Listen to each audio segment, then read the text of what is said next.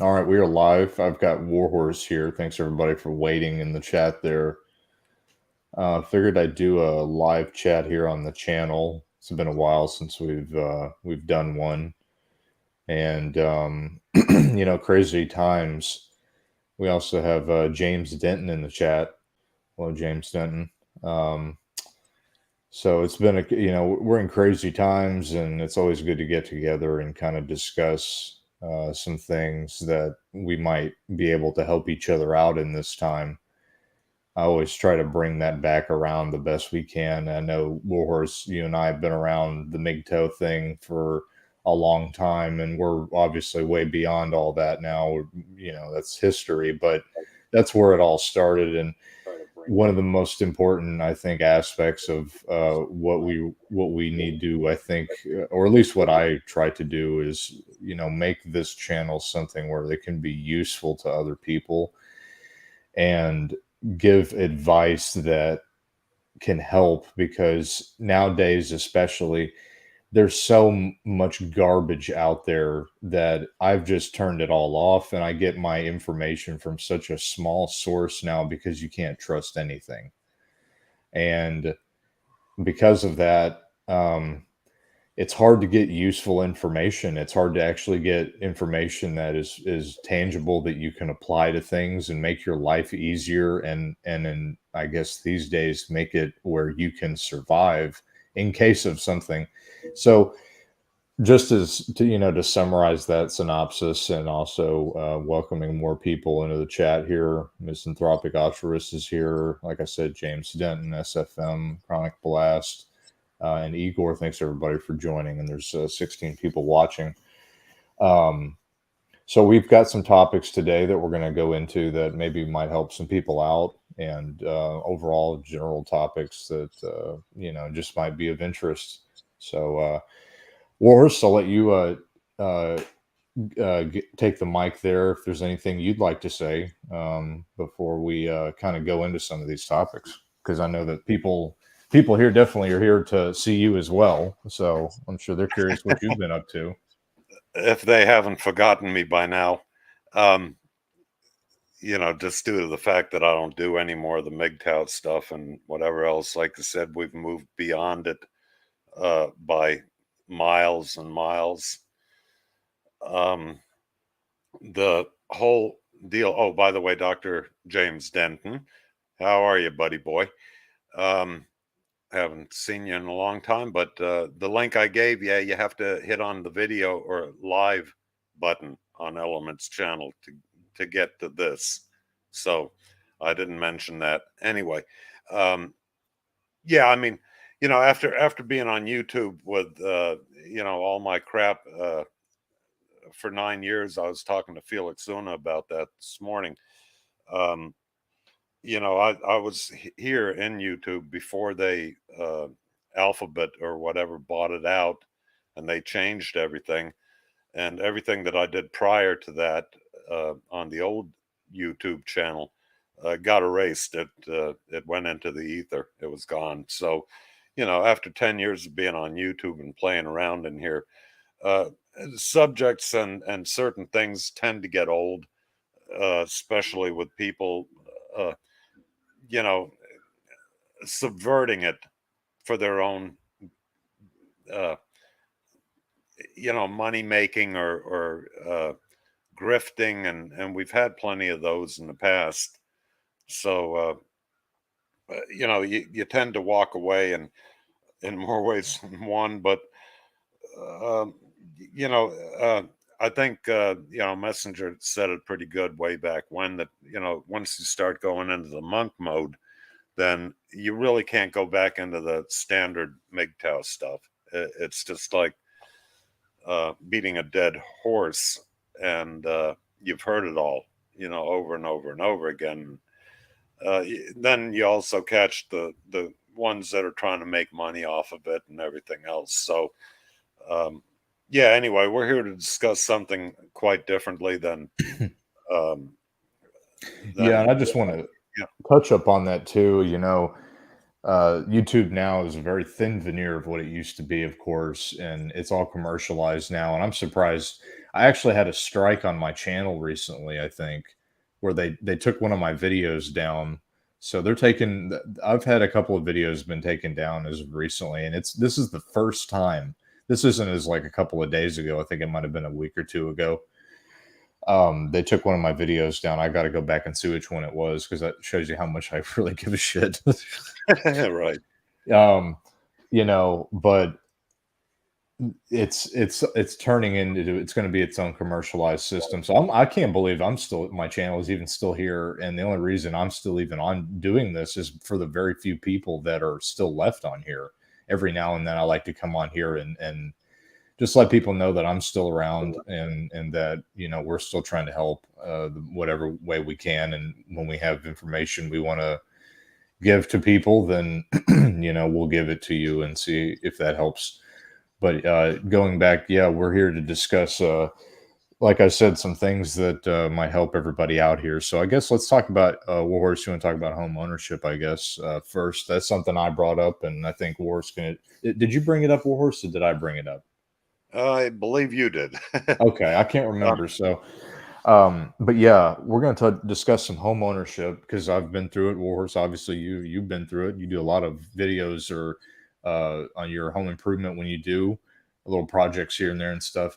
But we're going to get a little bit more detailed, I guess, about it. I guess in terms of home ownership, one of the things that I've recently had to incur is a cost, and one of the things you'll incur as a cost when you own a house is eventually you'll have to reshingle your roof.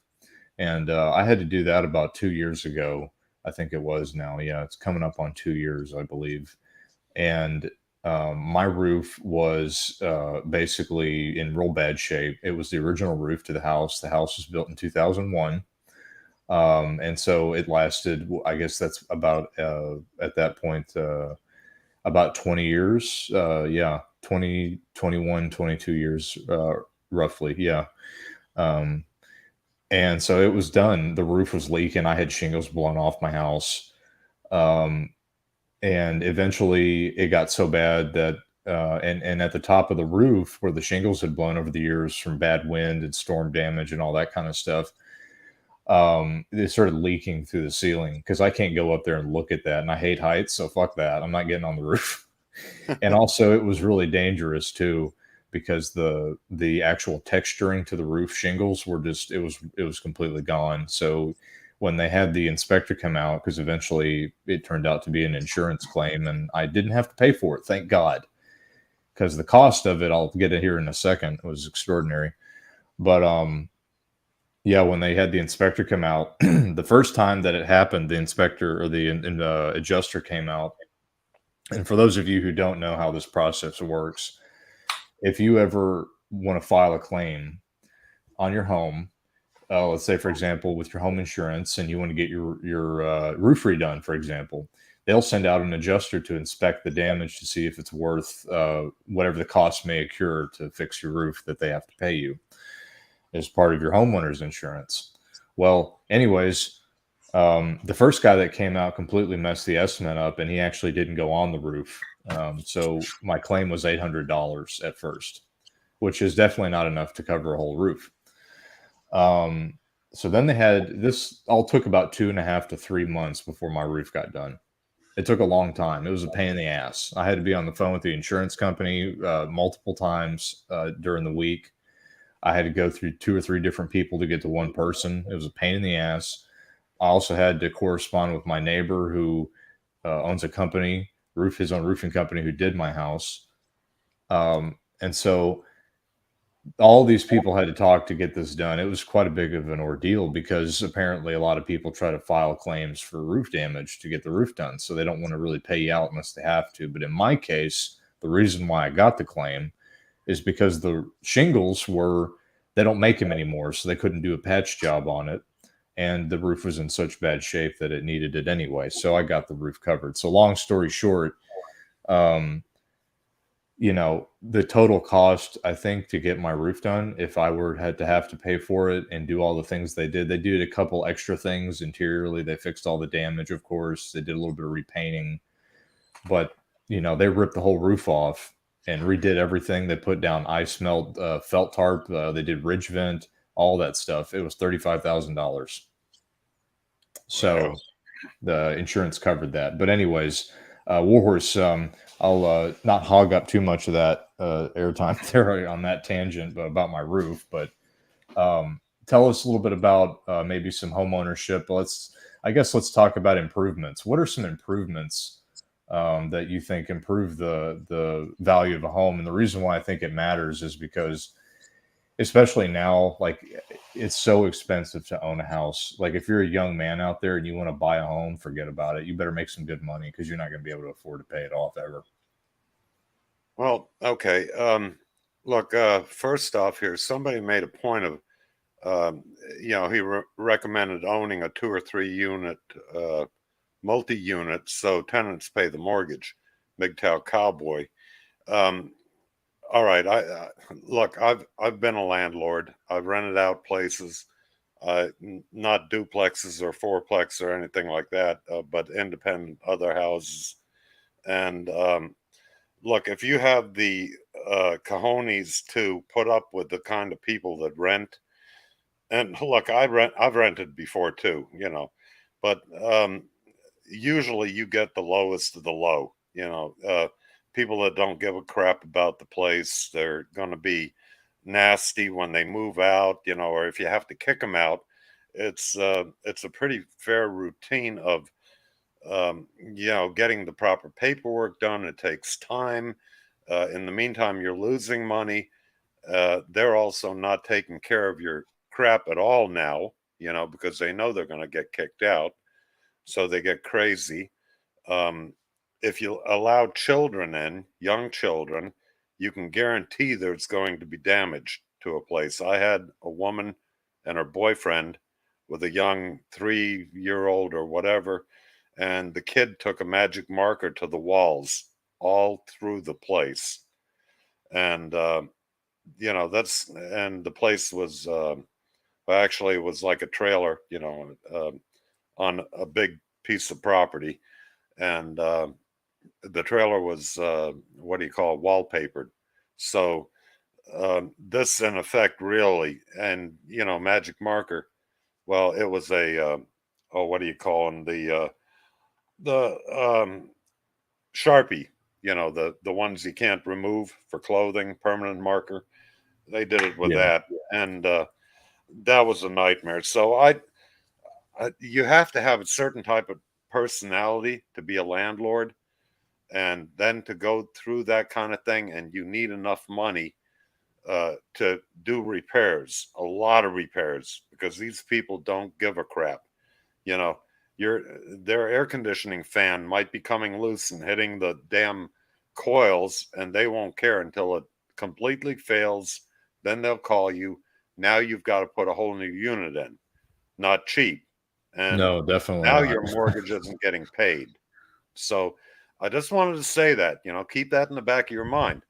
If you can do all this yourself, which I can do a good load of things myself, but I can't replace a complete air conditioning unit, or uh, replumb the entire house, because some kid flushed all his mommy's pantyhose down the toilet.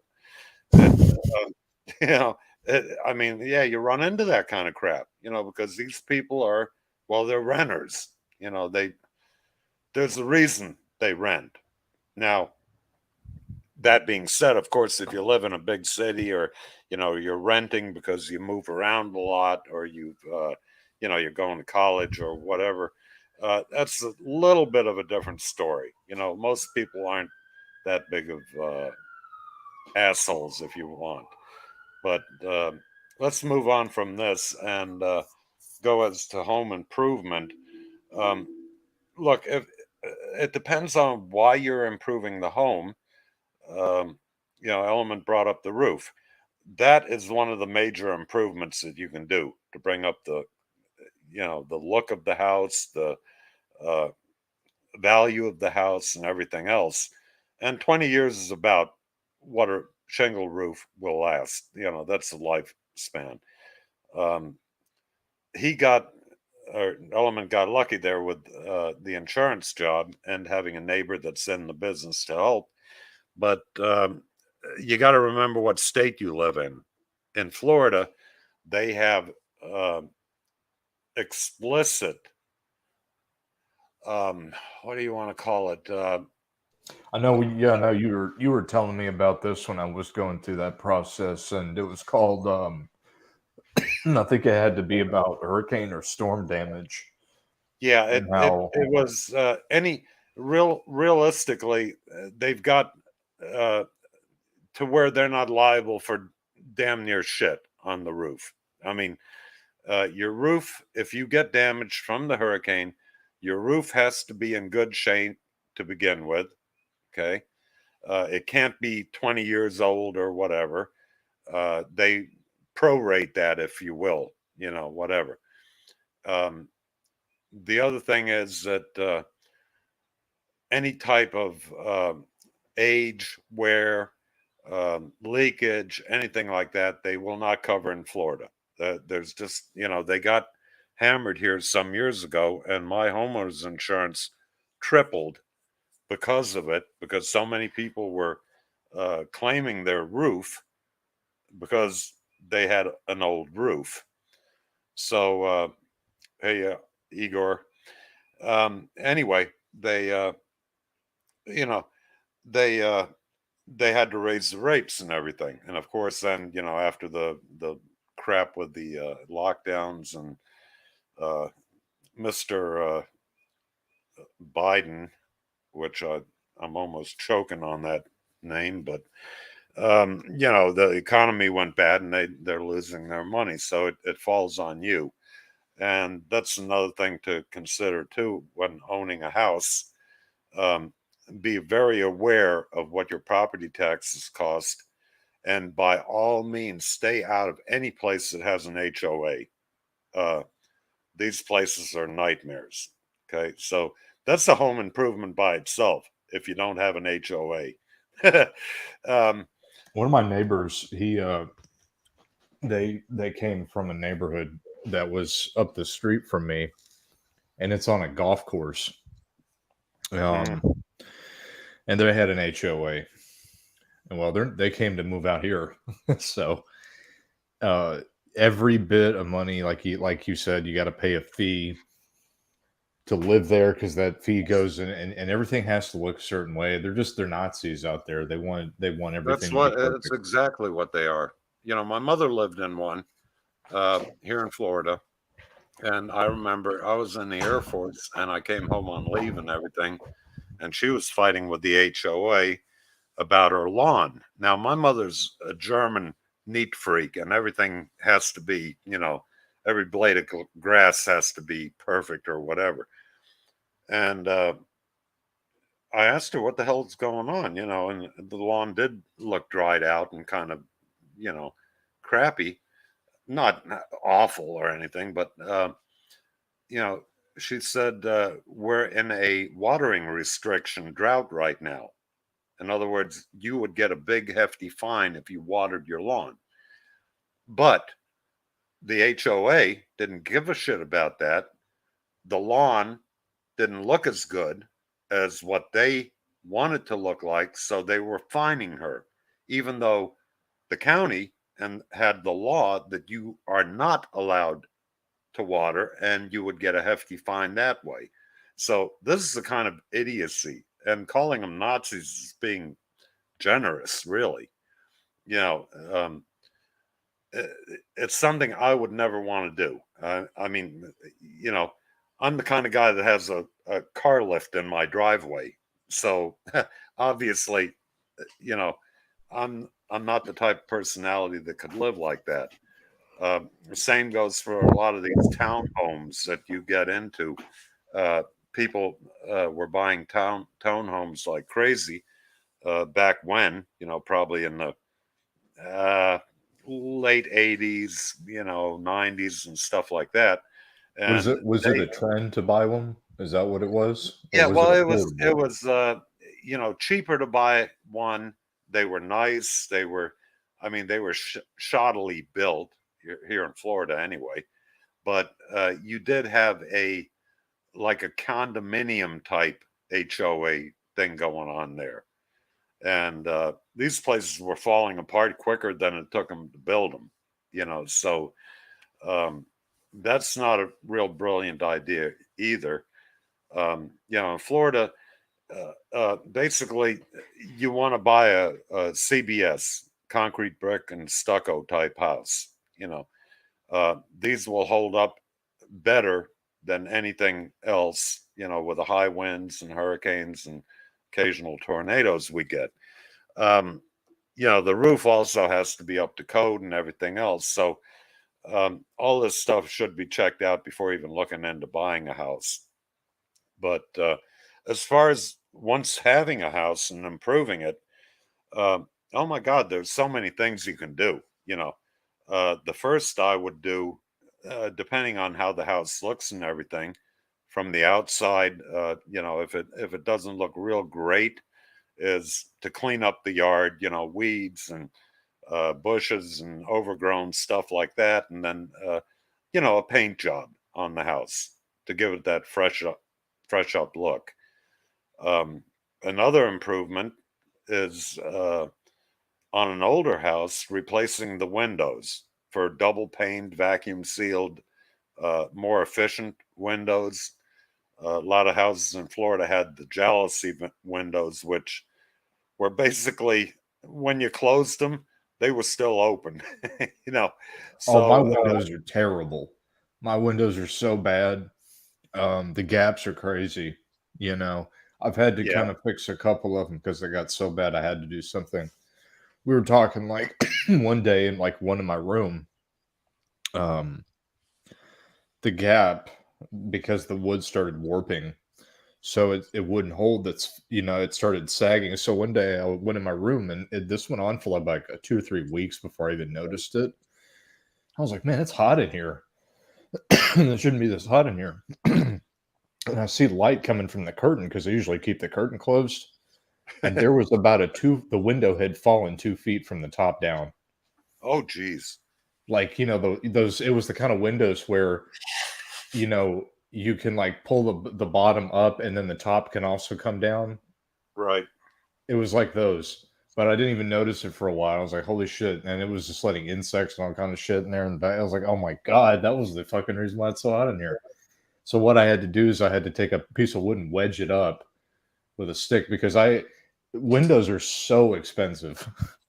That's the thing. You got to have some. I mean, I think what we should kind of aim to, let's say, for example, if if you've got the budget and you're making a lot of money, then all this stuff that, like Warhorse is telling you is stuff that you definitely could do. But if you're, I guess, on the other side of the spectrum, let's say you're a minimalist or somebody like that, and you want to have your first house. Let's say like you want to buy your first house, or maybe even want to build your first house. I mean, that's an entirely different subject alone, but you know, you kind of want to do the basics of what you can afford to do.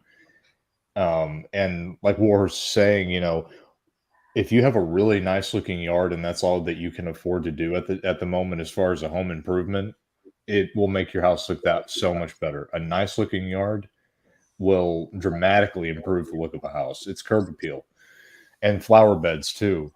You can plant some nice little flower beds and stuff, bushes and evergreens to make everything look great. And you don't have to go crazy with it. You don't have to put 17 different kinds of flowers in there. Put some evergreen bushes or some hedges, and you're good to go. Rose bushes are nice. They make Well, houses keep it look really good. keep it to the point where you don't have too much yard work to do. Exactly. Make it look good, but keep it to where it's not going to consume every weekend to keep it up. That's the thing. I mean, look, if you're retired like I am, you can go a little bit more crazy, but it's still the work involved is a little bit crazy, if you will. But um, keep it in line with what you're able to do, and how much time you have. So um, you can make things look fantastic, like you said, with evergreens and like junipers and stuff like that, ground cover, and to keep weeds down, to keep the moisture in, and whatever else. I mean, look, I'm not an eco freak, not at all, but I do want to save on, um, let's say, work and money. So, if you have a yard that's really fantastic and flowers and everywhere, and you got to mow around everything, you got a little bit of grass, this and that and the other, you're going to be watering a lot. That's going to cost you money. Even if you have a well, you're going to be running the pump. So, you know, uh, and then you're going to be out there trimming and doing all this crap. So, don't my best advice is don't try to keep up with the Joneses if you have neighbors, uh, because you're never going to win that battle, and it won't make you feel any better if you outdo them, and get to say, "Huh, my house looks better than theirs." Who cares? Who gives a shit? As long as you are happy with what you have, then that's the end of the story. For That's me exactly anyway. right. Yeah. I mean, we're not And doing this here to we're not yeah, doing this here to impress people. We're doing this so that we can feel good about what our property and what we worked hard for. And this is what we like because we're doing our own thing. We're right. not trying to impress anybody. Now, I live in a neighborhood, and so I'm surrounded by people. Unfortunately, if I was to be able to, live somewhere else, I'd go live way away from people. But there's some conveniencies that I think a lot of people, you know, forget about that if you're gonna go live out in the wilderness or you're gonna go live way out into the forest somewhere, um, for example, you have to have a well drilled. You have to have a well tapped.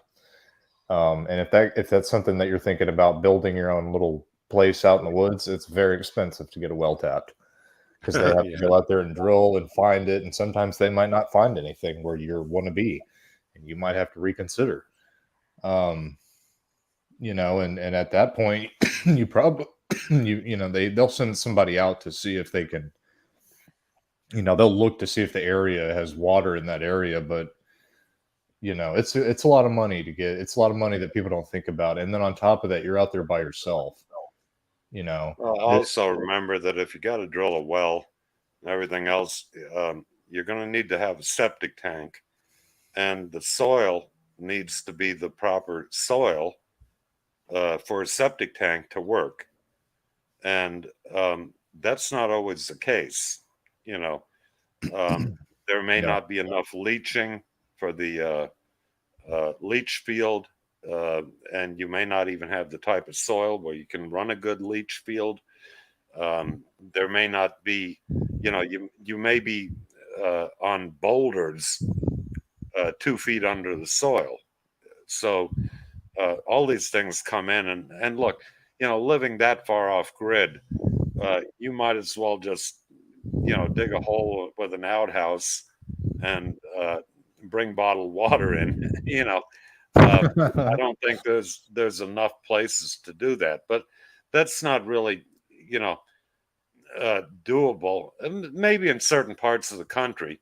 I mean, I built a house in Texas, just north of Houston, in what was it, New Caney, right up by Fire Lake. I got 5 acres, and I had enough money to pay to have a slab poured, to have the plumbing done, initial plumbing.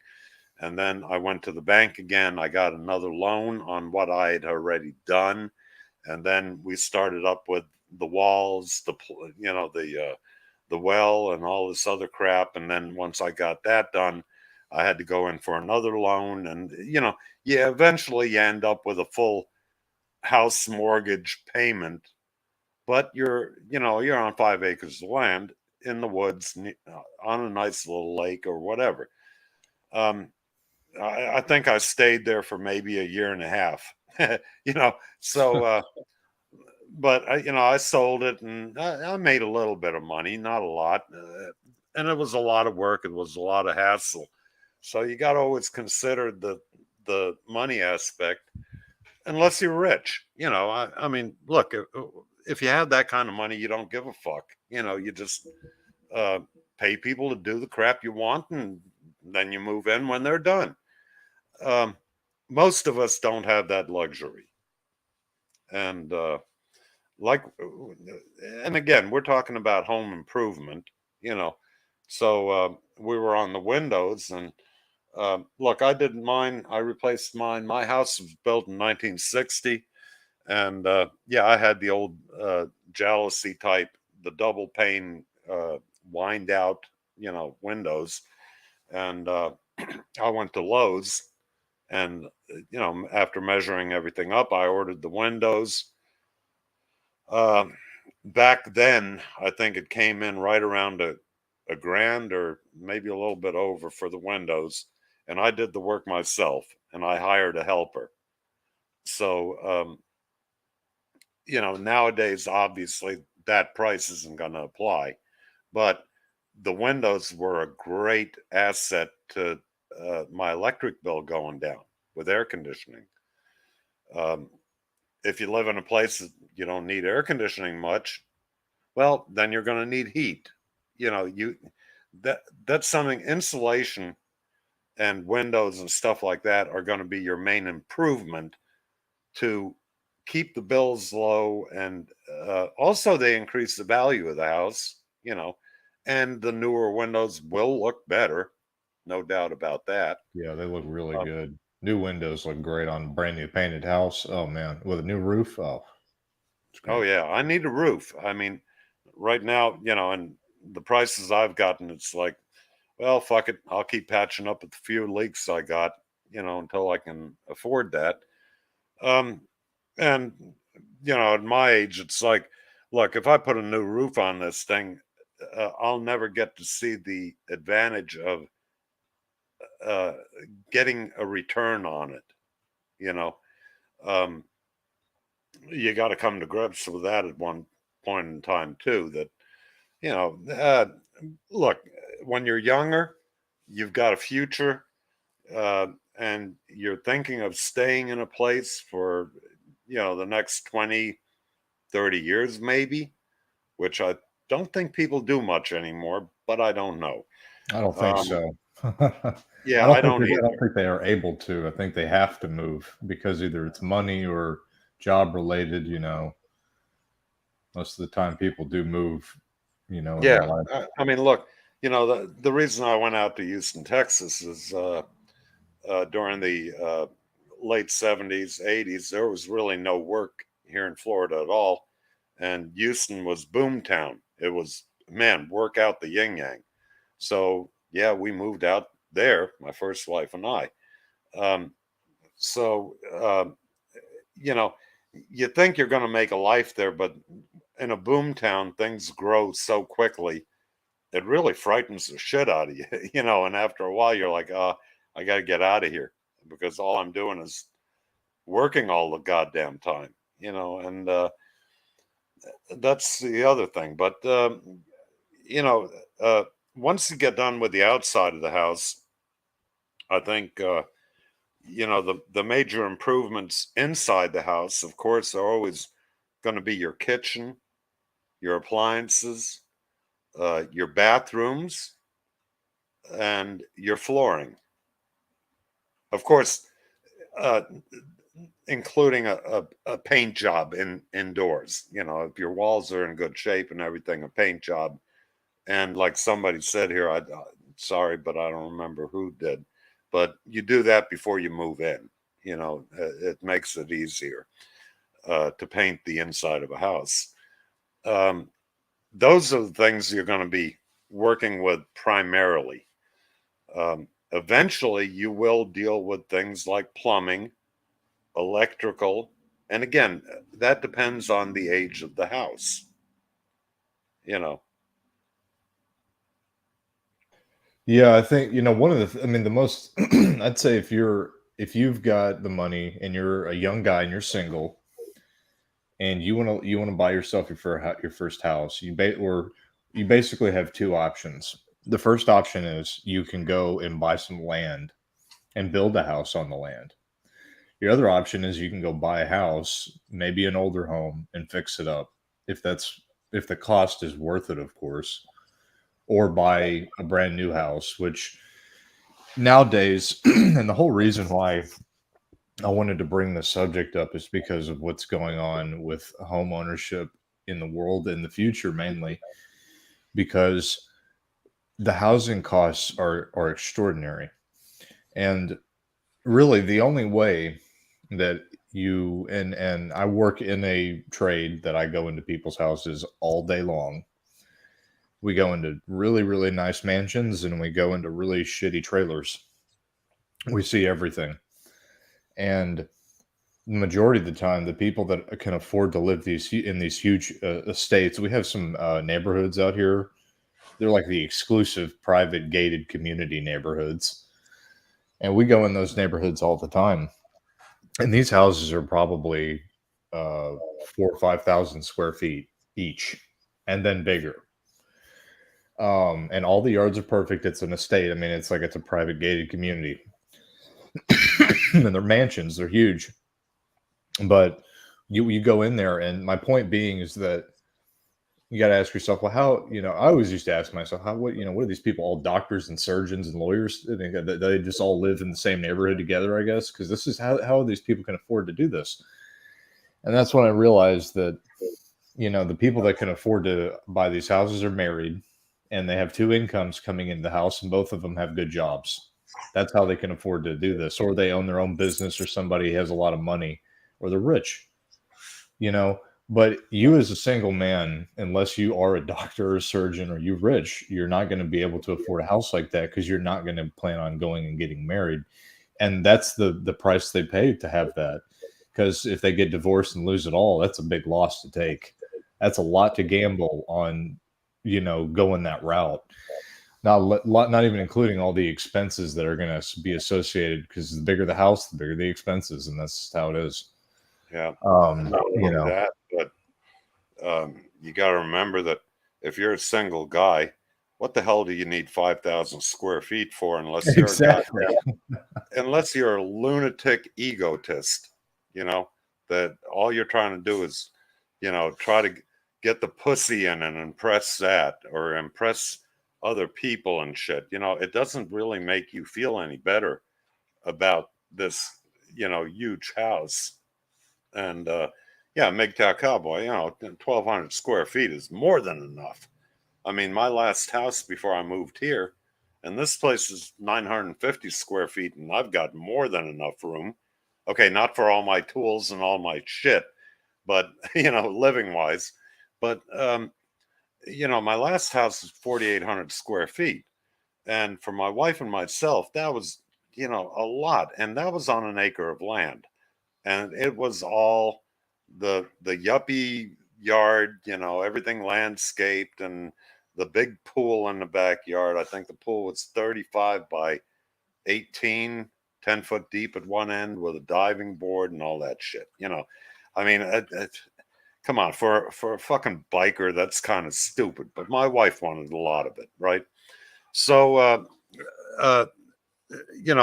when we finally got to the point of wanting to sell, get out of the neighborhood, because basically the neighborhood was starting to get a lot of our uninvited guests, shall we call them, into the certain parts. And I thought, well, we better get the hell out of there, and I'm going to move north.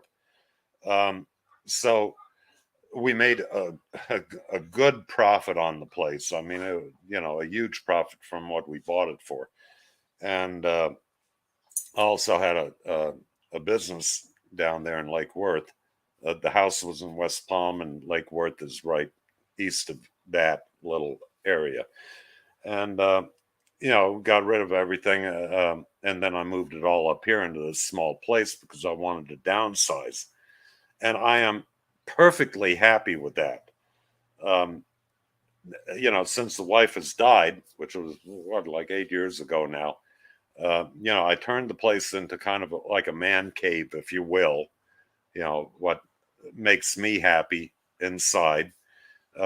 Took me a while to do it, but I did it, and uh, now I'm very comfortable living here by myself.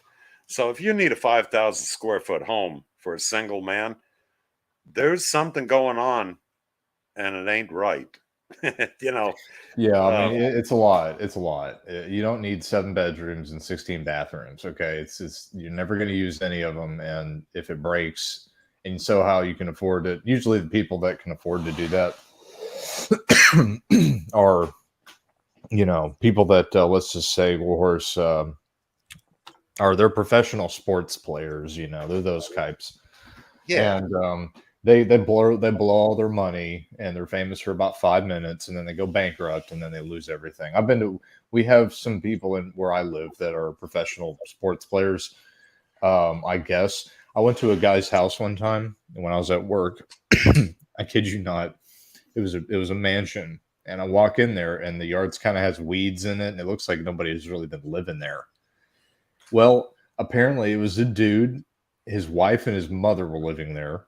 He had no furniture in the whole entire house, but he had a brand new Mercedes Benz, like 2023 Mercedes Benz, brand new. Thing was brand new, nice car.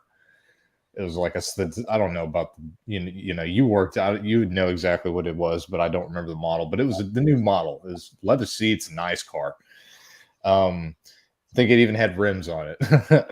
And he had like a golf cart that was like a really fancy golf cart that had rims on it. Like it's ridiculous. But the yard was like had weeds in it. Like nobody's even been living there. And I walk in, and his mother was sitting in a recliner right by the door with like all this shit around the chair, like where she just sits there. And um I walk in, there is no furniture. There's not even a dining table. It's just literally a chair in this huge ass house. And I walk in, and the dude has beanbag chairs in the living room with a TV. And then I go to walk into another place because we had to do something. I had to locate where the breaker box was to do something. And they had inflatable fucking sofas in there. But this dude had a brand new Mercedes Benz. The yard had been overgrown, and his mother was sitting there living in a recliner in a house that I'd say was probably 3 or 4 thousand square feet. It was huge. right. It was the craziest thing I've ever seen. But it's like, what the hell is going on with these people? But anyways, going back to the point, you know, you don't need a house that big, and if you're a single guy, build yourself. I'd say get yourself at least a 2 bathroom, 1 bedroom, and then make it an open concept or something.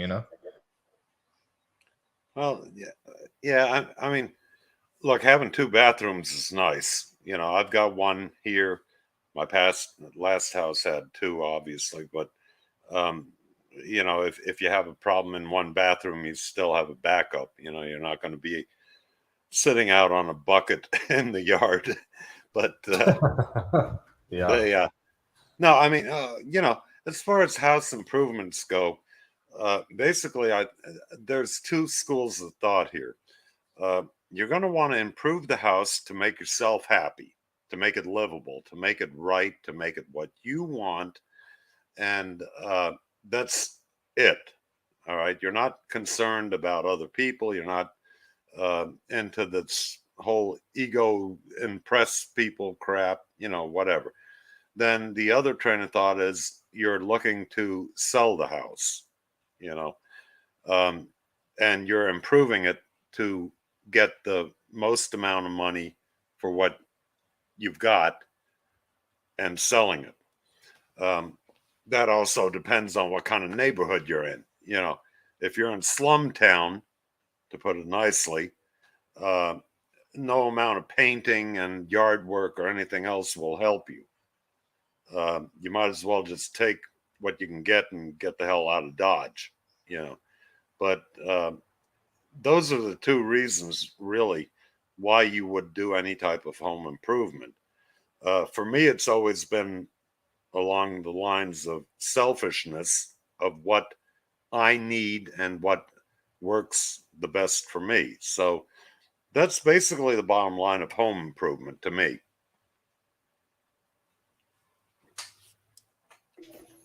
Yeah, I mean, I agree. I agree completely. Yeah, you're either gonna. Yeah, that's right. You're either gonna improve it to sell it or improve it for yourself. And so, that pretty much just leads you to your own imagination. Do the things that you want, makes you happy. If you're a young guy, my advice is you want to buy a house or a place to live, or you're trying to figure that out. Buy yourself something small. Like, I know it sounds kind of tacky, but if your living situation right now is something that you can withstand, go buy some land somewhere. And if you want to have a nice little like location, this is like later on, this is after you've kind of established your financials, or if you can afford to do it, go buy some land and go put a trailer on it, man. Let that be your bug out place. Like if something went wrong, it's a trailer. It's not Yeah, but fancy. make sure that you're allowed to do that. In some places, you're not allowed to do that. You're not Mm, allowed to live out of a um, you know trailer or whatever, unless you move that trailer all the time. Same for a mobile home. Well, mobile home you can't move all the time, but a motor home, let's say, well, a lot of these counties and everything, they won't allow you to live in it, but they will allow you to stay there for a certain amount of time, let's say like a month. But then you have to get that thing off of there for a few weeks or a month or whatever, so it doesn't become a permanent residence. You always got to check with your local, um, code enforcement and everything else before you jump in with something like that. And if you find land that is at a really good deal, you might want to look really hard why it's at such a good deal. yeah, because You know, usually land isn't a good deal. It's very expensive. yeah, and especially land that you can develop easily, and you don't have a lot of codes and restrictions to go through. So yeah, I see that in this county, where um, it's a good old boy type government here. Where Yeah, same here. uh, yeah, I mean, the mayor's brother-in-law, he can build a barn, call it agricultural, and then make it into a fucking disco and living quarters, and that's okay. But if you put up a 14 by 10 shed in your backyard, they'll find the fuck out of you, and Yeah. so it's that kind of a place. So and sometimes until you move to a place, you don't find this shit out until you go to do something. So uh, buyer beware. Yeah, it's a lot to consider for sure, and you're right about that. You definitely have to check. I was kind of looking at it from the perspective of, buy yourself land and then, build, but you're right, you still have to look into that anyway, um, regards to that. But moving on, Wars, let's talk about pet ownership. Okay. Well, I don't know if anybody's been watching any of my latest videos here. Um, I had a feral cat that had a couple of kittens out front, and as some people may know, I've also got my dog here, Ripley, the pit bull, and the mother of the kittens got run over on the highway that I live on, and so I kind of adopted the kittens because they were like a month, 2 months old or whatever, and they're sitting there all forlorn, looking across the road, and looking at their dead mother and everything. And of course, I'm a sucker for animals, and I figured, all right, well, let me go run to the store and get food and everything else, and at least get them, to where they'll survive a little bit. So anyway, I got to thinking about pet ownership and how people um, get pets for such selfish reasons and never consider how it's going to work out in the long run. Um,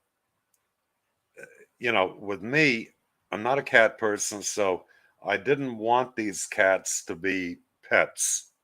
I wanted to trap them take them to the animal control, have them spay and neuter them, and then, get them a home or whatever it takes. Well, it doesn't work that way. They drop them off where they were found. Uh, of course, not having more babies, but this is where their area is, so they do that. I figured, okay, well, I'll take on the responsibility of, keeping these kittens in good health and everything else for now, um, until they get, a little bit older, and then I might, if they warm up to me and I can hold them or touch them, I'll take them in to have them spayed and neutered, and they can come back here. It's not a problem. Um, I will leave them outside because Ripley will not get along with cats. He doesn't get along with any animal, really. Um, he doesn't bother them if they don't bother him, but if they walk up to him, they're going they're going to get their ass kicked, to put it mildly. And he won't kill them, but or at least I don't think he will. But you know, getting a pet for a lot of people is like an emotional crutch. And somebody, well, I'm lonely, I want a, dog, or I want a cat, and this and that, but they don't consider the fact that, okay, well, they're working or out of the house for 10 hours a day, with travel time and everything else. Plus, they might have to go shopping, which they will. And so they're out of the house all the time, and this animal is stuck there. Um, this is not a good idea, especially if you live in a big city in an apartment. And the first thing I'll say is, look, if you got to hire a dog walker, you don't need a pet. You don't need a dog. No, you don't. Screw you. These animals are bonding animals. They're pack animals. Even cats are, to a degree.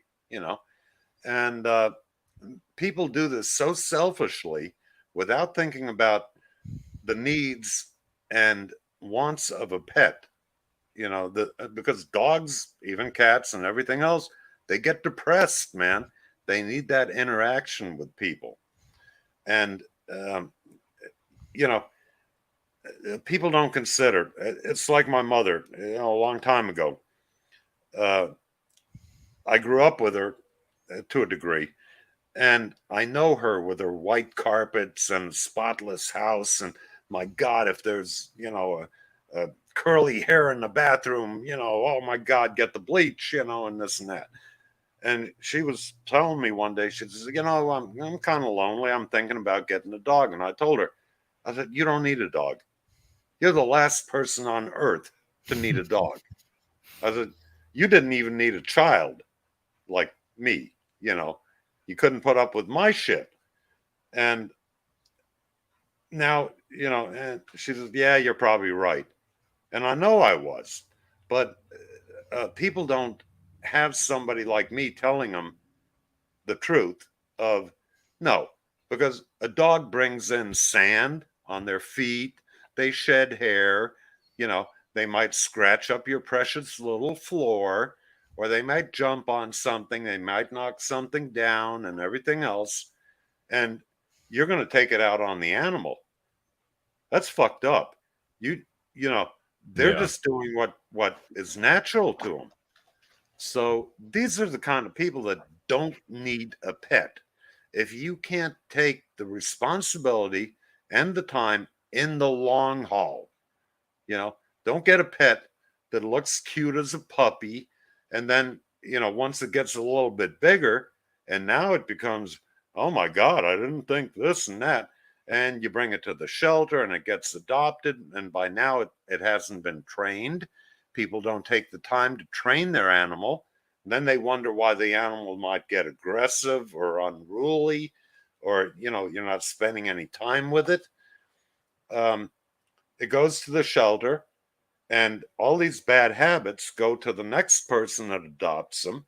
And then they bring it back to the shelter because, oh my God, this dog's crazy, or a cat, whatever. And on it goes until finally the shelter says, hey, look, it's been a year or two or whatever. We're going to have to put this animal down. oh, good. What a fucking great idea. Somebody had to get an animal that they had no business getting. And this is, it's a peeve of mine that, um, you know, Yeah, I so mean many it is of mine people. too. I can't stand it to see, animal abuse or anything like that. It bothers me. It as it should bother any normal person, really. Yeah. You know, it bothers me, to see that. I don't really care about other people getting hurt because people are pieces of shit, and so Exactly. I don't give a fuck about them. But animals are innocent, and they don't have any ill or evil motives at all behind them whatsoever. Um, but humans, treat their animals like they treat other humans, which is like pieces of shit. So that's why it's probably best for most people just to let the animals do their own thing and just let them kind of take over everything, and then we just kind of go away, you know, because people just don't know how to respect things, and especially animals. You gotta think to yourself, animals are innocent. This is how stupid people are. That you would, see something innocent like that and treat it like that. It's an evil motive, and that's why you're right. There's a lot of people that shouldn't own animals as well as children, and usually it goes well hand in hand. Yep. You Yep. know, and so they kind of think, they just buy it as an accessory because they love the idea of it at the time, but then they when they have to actually take care of it and take it to the vet and it gets sick, and you got the vet bills behind all that, and you got to take it to the groomer if you're not going to do it yourself. Certain dogs have different grooming response. Sometimes if some dogs, if you're going to buy a certain kind of dog, it has to be groomed at every certain amount of time because the hair it can infect the dog's eyes. I mean, there's a lot. You got to go in, you got to study what you're going to get. And if you don't want to get a dog that has a lot of maintenance, then don't get a dog that has a lot of maintenance. If you want to get a big dog, most people get a dog or a cat or whatever, like they go to Walmart and buy a microwave. I know it. Yeah. Oh, this one's defective. This isn't what I thought it was. Let's This one return. has a cute tail. It's like, oh, but it also has, all these other problems. Yeah, I mean, look, uh, yeah, vet bills and everything else. People don't consider that. Um, I just spent well, a little over $1,000 to get Ripley's ear fixed. He had a hematoma in an ear. Um, you know, this is something that you're either committed to the animal and you really do care about it and you're willing to do that, or you're not. If you're not, be honest with yourself and do not get an animal and torture that animal. And I've known people that have put their animal down because they never bothered to train it. They throw it out in the yard, they leave it out there, give it water and food whenever, and then the animal might bite their kid or something, and then they have it put down. Well, it's not the damn animal's fault. You've raised a wild animal basically by throwing it in the yard, doing nothing with it, showing it no affection, showing it no being a member and part of your pack, which dogs look at it as you're part of their pack, realistically. So you might be the alpha or whatever, but this is how the animal thinks. And I've seen that so many times where people just they'll kill the animal because it's doing what it would do in nature, and it's their fault for letting it get that out of hand. Because Yeah, look, like if you're gonna get a big dog and you don't have the space for a big dog, don't get a big dog, man. no, Don't get a German Shepherd when you live in a 2-bedroom fucking apartment. Okay, just because you want to have one. I mean, obviously, I hope the people that watch us aren't that stupid, but no, there I are don't people think that are so. that stupid. You know, Well, it's look, crazy.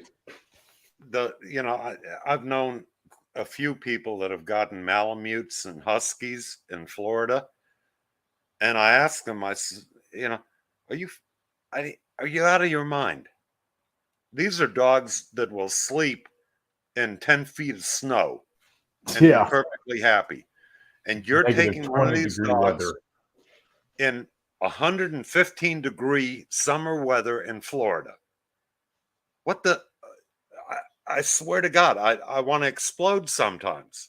It's like, this dog doesn't belong here. It doesn't belong in Florida, period, or any subtropical climate. These are northern dogs that are perfectly happy in sub-zero temperature. You know, and oh, I mean, it's just so frustrating to me. I'd like to choke the living shit out of a lot of people. You I know, know.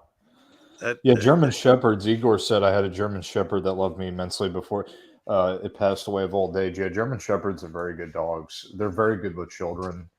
I oh mean, yeah, once they know you, they're very loyal. They're guard dogs. yeah, Well, actually, they're attack dogs. They can be trained to be both, but that's why they use German Shepherds in war and stuff because they're attack dogs. They can be trained to attack. But once you get around them and they understand that you're good. I mean, they're very loyal. They're great with children. Um, so they're very good dogs. But going to the point is that they require a lot of care, and especially big dogs, because a tendency that happens, and this also kind of goes into the next part of pet ownership, which eventually is if you get a pet, it's going to die and it's going to get old. Um, yeah. and you have to understand that and understand what goes as a tendency to happen with some of these dogs. For example, big dogs, their hips usually go out. And that's the first thing that goes when they're about to die, where the process begins. Their hips go out. And so eventually it'll get so bad that the dog can't even stand up straight. And what are you going to do? Pull your 180-pound dog across the floor all day long? Are you going to be You willing to do can't. that? The dogs. At that point, you have to come to grips with the fact that you got to put the dog down. And Yes. trust me, I've had dogs all my life. I grew up with them. Actually, I grew up with 5 German Shepherds. I was a canine trainer in the Air Force. I trained shepherds. That's pretty much what we had back then. Um, I've had dogs all my life, pretty much nonstop. And I break down and cry like a baby when one of them has to be put down. I mean, it is emotionally wrecking and total breakdown if you really cared about the animal, and I think most people that do have dogs do care about them. It's just a few that are idiots and assholes, but um, you know, and you never get over that. You never get over it. But the thing is that you have to remember, while that dog is in good shape and you're living with it, this is getting back to taking responsibility and taking care of it, and you know, working with it and everything else. Make each moment count, because they don't live as long as we do, and you will have to say goodbye. And if you do love that animal, it's going to be a very, very hard thing to do. It will, if you have any feelings, and look, like you said, Element, people, I don't give a shit. Let them suffer, let them Yeah, fucking die. fuck them all. I don't care. Like, I hope I they all don't care. burn. Okay. Yeah. But one of my dogs or pets or anything, man, it just ruins me. So Yeah, I had to go through it a couple of years ago. I had to put my little dog down. I had him for years and years. I'd say probably 12, if not more years. I mean, I've had him for a long time. Oh, I had him for a long time. And yeah, they start getting old and sick, and it stresses you out just because you're slowly watching the dog die, and you're not ready to come to terms with just coming to the fact that it's time to put them down. But then eventually, something happens or they get sick to the point, like what happened with my dog was, he stopped eating. And I was like, that's it. I'm going to have to put him down. Like if he refuses to eat, then it's done.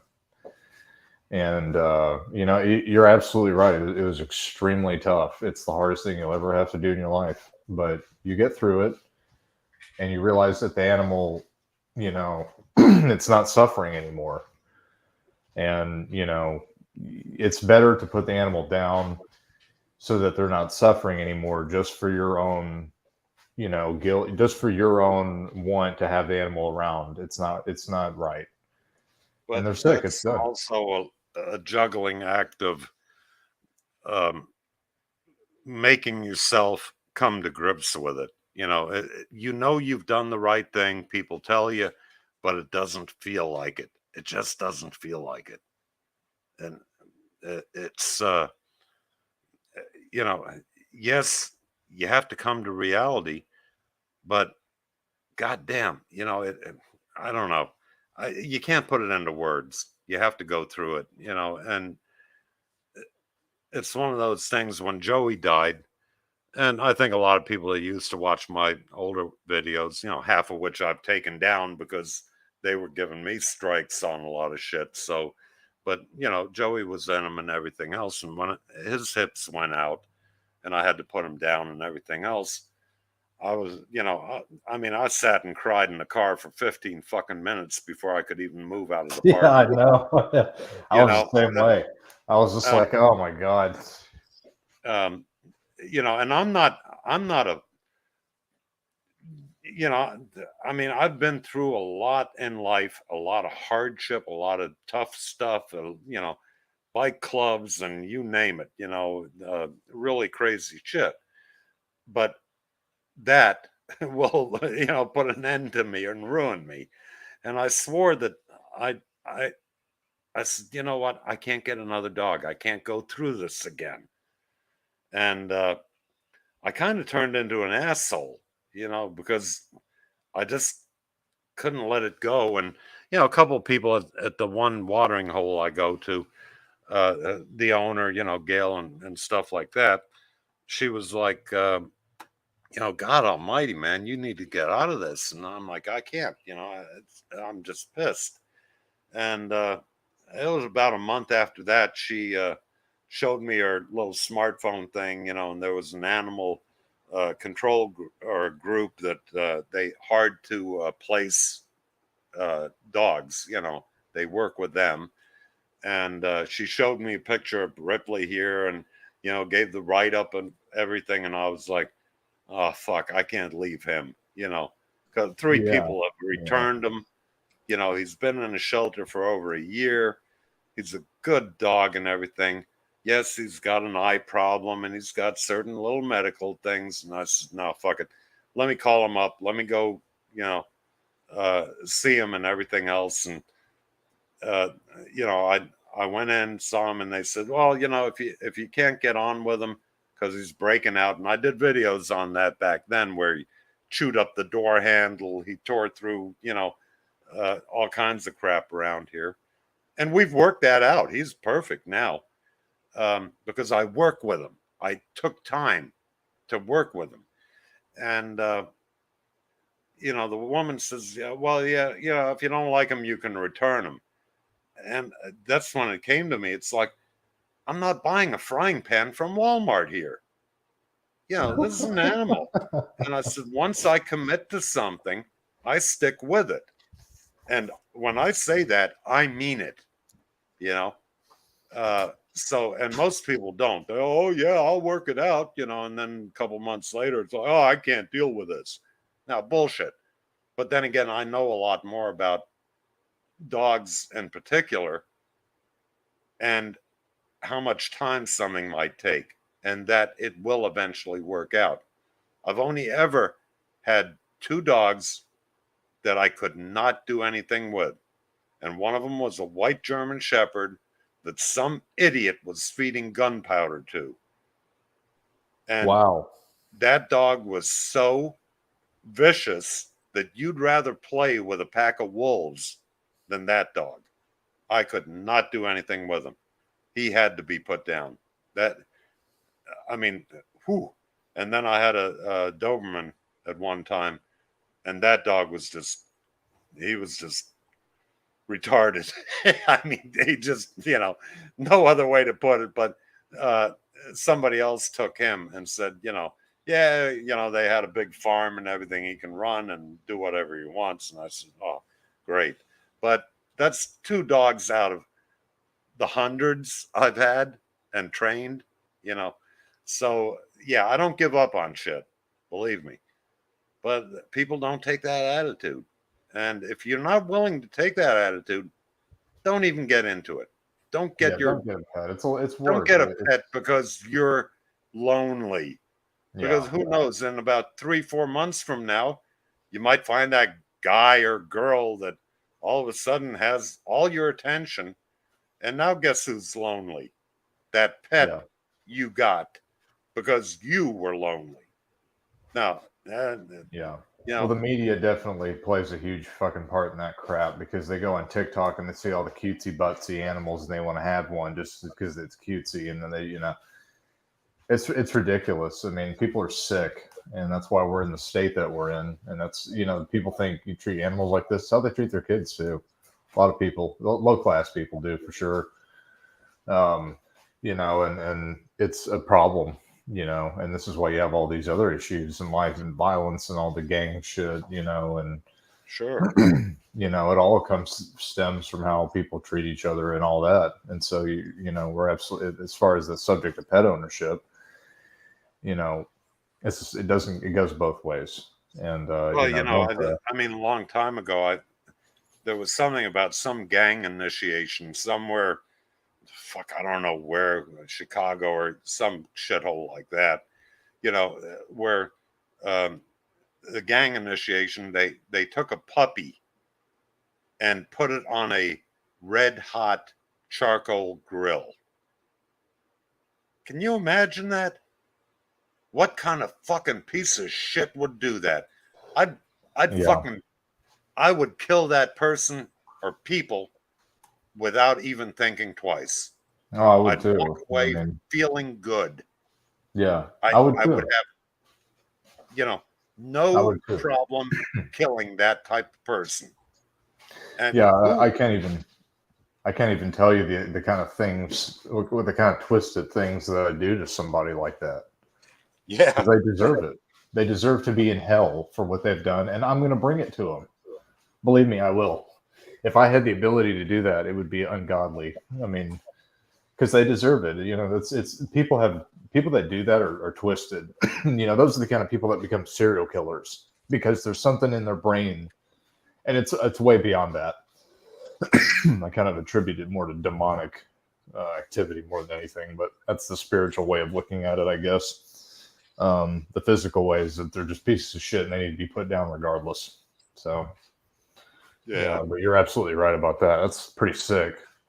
It's sick. It's fucked up, and it's evil.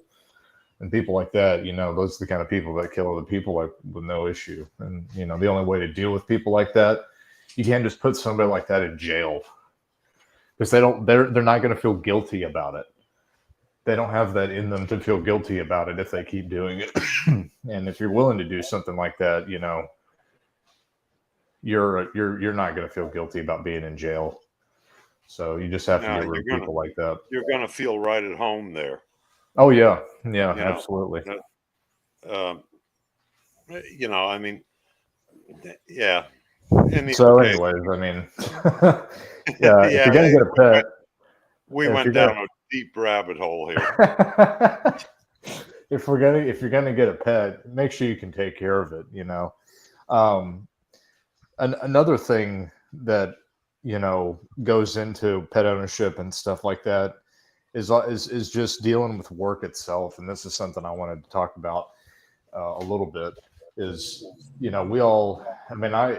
this also goes kind of more into the philosophy, I guess, of kind of where we're at now with everything, which is just, Warhorse, we called it monk mode back in the day. I guess is what we still call it. I don't even know anymore.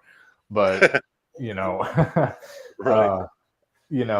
I'm at a point now in my life where I'm kind of a minimalist.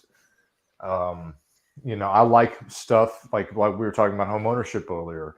Some of the things I'm doing in my house, pretty. It's minimal. It's not. It's just a lot of it's cosmetic kind of stuff. You know, I'm not redo. Eventually, there's major home improvements that I really want to get to, as far as, you know, like redoing the floors and all that kind of stuff. But that's way later. But this all has to kind of go into the fact that we all have to work in this environment, unfortunately. And it's something that, you know, sucks. I mean, I work full time. Luckily, I have the benefit that I live 5 minutes away from work. You know, and the job I had before this, I had to drive 45 minutes to work and 45 minutes back. But that was only on the weekends, and I made enough money to, you know, I was good. It was a good paying job. And so I have the fortunality that I could save a lot of money. And I guess any advice to anybody out there is, like, a lot of people probably already know this, but, you know, save your money, save it all up, and get yourself an emergency fund. So that way, in case something ever happens, you've got money put away where, you know, your car has an engine problem or something.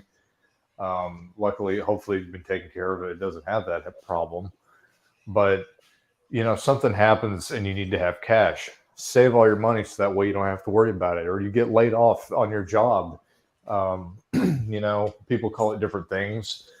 They call it, you know, fuck you money. Your boss gives you a problem or gives you any kind of, fuck you. I have $8,000 in my savings account right now. I can go and pay all my bills for the next 6 months. Like, you know, if something you can say fuck off. You know, that's why it's so important to save money, because it gives you financial freedom that, you know, I think really ties into what this subject is, which is, you know, having to work. I know, Warhorse, you've been retired for a long time. I have, you know, I'm young, I'm working, and will have to probably keep working. I mean, who knows the way the world's going now? You know, who knows what's going to happen? But at this point, I have to work to survive, and everybody else does. So that incurs the fact that, depending on what you do for a living, whether you're, you know, working in an office or doing what I do, which is, you know, more of a blue collar job, I work in a skilled trade. I have to do a lot more physical work. I've had a lot harder jobs than what I do now. Believe me, it's still hard at times, but it's nothing near. But this incurs stress, and having to go to work, and maybe you have an asshole boss. My boss is a hard person to work with.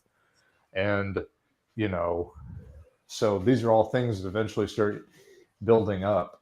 And the goal, I think, that when we work is we want to work towards a place where we don't have to rely. And Messenger I just kept thinking about Messenger in this example, because, you know, he kind of instills this as part of what he talks about a lot, which is not relying on having to work your life away, and eventually, you know, break away from having to rely on being employed by somebody, which relies on the fact that you save your money. Like I said, you got $6,000 or $7,000 in the bank account, and your boss gives you a hard time, and they're tired of it, and you've put up with it. You can walk away from that job and be fine for 6 months if that's what your budget is, you know? And so that way, when you go to work, you're not so stressed out, and you're not like, I really have to have this job because I have all these bills I got to pay for. If you're doing everything like the kind of lifestyle that we probably all live here, and those that are watching, more than likely, we live a low-key lifestyle. We're not married, thank God. We don't have kids, which those two things there will make you rich. So as long as you don't have kids and you don't get married, you will be a millionaire. So, you know, that eliminates half the problem right there. The other half of the problem is your discipline in saving money, not spending a lot of money the best you can. I don't know, it's hard to do these days because everything they're trying to fuck everything up. But if you can do those two things, to save your money, get a stable job, you're going to be fine. Warhorse, what do you think? Yeah, you know, as far as, you know, current times, with the economy and inflation and everything else, I'm starting to really see that the fiat currency, saving it, your money is becoming worth less and less and less all the time. Um, I think what'll happen eventually when the inflation gets too bad, that your best bet is going to be bartering for a income or how you manage to live. Now, look, I still think that saving money and having a certain amount of money, put away is a necessary evil. You know, um, how much that is depends on your bills and, what it would take to survive.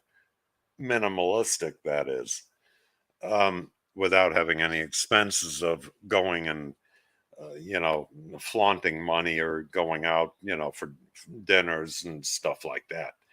So, uh, if you have a, um, what do you want to call it? Something of value that you do that you can barter for. Okay. If I had to, I could always say, look, I'll fix your engine, but you're going to come over here and fix my septic tank or something, whatever. And we could work that out and, put it in writing and so on and so forth. It's probably people that went to college and have some useless degree in, feminist dance theory or whatever, I mean, stupid shit. HR and everything else, when these companies are laying everybody off at record levels, which they already are, what are you going to barter with? You know, um, and having a job is a necessary evil. You have to make money. Now, that being said, a lot of people think that owning your own business is the way out of having a shitty job. And granted, if you can have that type of personality and run a business, run a crew, deal with employees, deal with asshole customers and everything else, um, you might make a pretty good profit. Of course, you'll need a good amount of backing of money in the bank in case you run through some hard times, like our lockdowns and everything that we went through. I mean, if you don't have enough to keep the place open or, keep everything kind of going, pay the rent and pay the, whatever, well, having a business doesn't mean shit. Yeah. And then if the business gets into too much trouble, you end up, well, my last business, because two hurricanes hit back to back, um, went down. I lost a lot of money. I took out a lot of loans and everything else to keep it going. It never picked up again. And, so I had to get out of it. I just took the loss and, then I ended up in debt, even though I had my own business, which was already frustrating enough. Now, having your own business means that you're going to work all the time. It's not like, oh, I'm going to take tomorrow off. Well, yeah, you can do that, but your business is going to go to shit if you leave it up to somebody else. And, um, it's people have this idea that a small business or whatever else, they're making money hand over foot. Well, usually that's not the case. It's the big corporations that are making huge amounts of money because they can take certain amount of losses and survive and make it up down the road or whatever. So unless you have the type of personality that a lot of rich people, really rich, and I'm talking like Bezos, Gates, Trump, Musk, all of those kind of guys. I bet you these guys don't even sleep 2, 3 hours a night. I've been around people like that, and I know them. They are so driven that they enjoy working, you know, 20 hours a day. They love it. It's what they live for. And nobody really, I mean, it takes a strange kind of person to do that, you know. And do you really want to spend your time working all the time? And most people really don't. So, and here's the other thing too is, you know, a truism that I got a long time ago from a shop owner, an older shop owner, I was in business a long time, is he told me, he says, if you ever want to find the ugly side of what you love to do it for a living. Yeah, that's true because you will get sick of it. I mean, you will see every shit side of it. I don't care if you're an artist or if you're, a blue collar worker or whatever else. If you love doing that for a living, do it for a living, go into business, and you'll see the ugly side of it. And it will burn you out eventually. Yeah, and Yeah. that kind of goes into the topic at hand there, which is, how do you deal with stress when you have to work full time and you're, working for somebody who's an asshole. You gotta, these are some of the things that I can kind of attribute because I'm in that situation. And you're right, luckily for me, my schedule's pretty good. I've had to work 14, 15-hour shifts back to back to back before, and it's rough, but I loved what I did. So it really wasn't a big deal to me, and the money was good too. So, but when you're doing it every single day and you're having to do it with somebody you can't stand, it really will wear you out. And then you're doing a job that's physical on top of it. Yeah, I mean, it gets, like I said, when I first started working, I got into hard jobs. Like I was already doing landscaping when I very first started working. And so my first introduction into the working world already off the bat was doing hard work. So I've had some really hard jobs, and the job I have now, honestly, physically, it's nothing compared to what I've done before. So, you know, eventually, you want to break away from having to rely on, constantly having to work because, like you said, we get sick of it. I mean, it'll wear you out, it'll burn you out, and you're always running around all the time, especially you're doing it every single day. It just gets old, and you only get the weekends off. It goes by so quick. Like, today's already Sunday, I have to go back to work tomorrow. That's it, gone, done. You take a vacation once a week. You want to get yourself in a place where you don't have to always be either, mainly it's money eventually what it comes down to, Sure. because we do this for money, we work because we need money. So we're in a really good place right now because we don't have to rely on having kids or being married or anything like that. And so those are things that we have to save all our money, and that right there will take all your money away right off the bat. So we already have, I mean, honestly, if you're a single guy out there and, you're not married, you don't have kids, you have no responsibilities, you can do pretty much whatever you want to do and you have no restrictions. I mean, I would just advise that certain jobs are better than others, and so you want to do a job that's good paying, that's going to support you and what you want to do.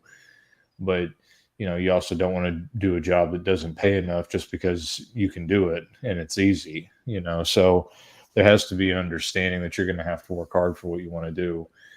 And, one of the things that I do in the morning that really helps out when it comes down to work is you get, you get into this routine or a habit, and it's different for everybody, but for me, I have to have a routine every morning. I usually try to set my alarm for about 5:30,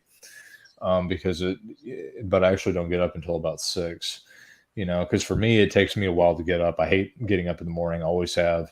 So I have to get up earlier. Um, So the 5:30 alarm clock is to kind of start helping me wake up, and then I'm up by about 6 because I set my alarm again to wake up at 6. And I used to be one of these kind of people going to work where I'd be like 15 minutes until I have to get out of the door and leave. And I have to get all my clothes on, get everything going, make sure everything's in the bag. And I didn't do anything the night before, which is another thing I do every night before. And this kind of goes into how I got into like doing prepping and stuff. This all tied into how I now organize my life, really. Um, every night before, I lay everything. I got a work bag, backpack. I keep all my work stuff in. I throw it in the back of the trunk. I make sure everything's in there that I need the night before, snacks, drinks, whatever's good to go. If I'm bringing my lunch, it's already been made. So all I have to do when I wake up is literally make some coffee, brush my teeth, do my thing, put the clothes on, and make my coffee, and I'm out the door. That's all I have to do. I'm not running around trying to figure out, oh shit, I forgot to wash this and I forgot to take that out. Everything, oh crap, I forgot to. No, everything's right where it needs to be. So that way, all I got to do is get up, and it makes the morning go by so much easier. And when you get up early in the morning, and I used to hate doing this, but now I do it. When you get up early in the morning, it gives you time to wake up, use the bathroom, have some coffee, and wake up instead of getting at the job 15 minutes there and you're sleepy and groggy and you can't focus. Now you're fucking shut up. Now your boss is yelling at you, you know. And I figured that out. If I get up early, give myself time to wake up, I'm ready to go. Like the minute I get into the truck, I'm ready to go. And that's a habit I had to develop for myself, and it takes time. But if you can do that, it makes the stress, which kind of goes in the subject of, how do we relieve our stress that we build up, because it's really bad for us. How do we make life easier for us when we have to go to work and we have to do these things? And for me, that's a big one. Is I set up everything early so that way when I get there, I'm ready to go, and makes things go by so much easier. Makes life so much easier in the morning, and the day goes by faster. I think. Warhorse, what do you think? Yeah, I mean, I'm exactly the opposite, and maybe it's because I was married twice or whatever, but I got up, and maybe the military was part of this too, but I get up around 4 o'clock in the morning. And what it used to be, and I've always had a coffee maker with a timer, so it when I got up, the coffee was made. All I had to do was put my cream and sugar in it, and boom. And what I would do is I would just sit on the porch or the patio, whatever, drink my coffee, and it was quiet time. I didn't have anybody yakking at me. I didn't have anybody, I could think, I could wake up and, get going. Now, being prepared for the day ahead the night before is something I also did. If I needed certain things or whatever else, I got it done and ready to go. But that quiet time in the morning, those couple hours before you needed to leave, were like my personal private time. And I think that helped me a lot, because look, and you talk about different jobs and everything else, and let me tell you, you know, I just turned 66, yeah, and you know, throughout my life, I've had some miserable goddamn jobs, and a lot of them, all the way from paper boy to dishwasher to um, oh god, heavy equipment operator to ditch digger to you know fuck, you name it, I've probably done it. um, Not that I lasted very long, and I hated it, and there were a lot of jerks that I worked for. And eventually, I did find a groove and a good place to work where I had a lot of leeway because I was good at that particular thing. You know, I was never good as a heavy equipment operator, or I don't even think I was good as a dishwasher. But you know, you do eventually find something, or well, hopefully, I guess. And you know, once you get into that point to where you can kind of dictate how you get treated, and you have that over their head, um, and it doesn't matter. Look, if you're working for somebody else or you're working for yourself, it's a fucking job, and it's never fun. It's never easy. It's not going to be this a fantasy you have in your head of, oh, I'll work here and everything will be fantastic because I'm great at what I do, or I'll open my own place and it'll take off and I'll make tons of money. Yeah, well, things don't work out that way normally. You know, No, they it, don't.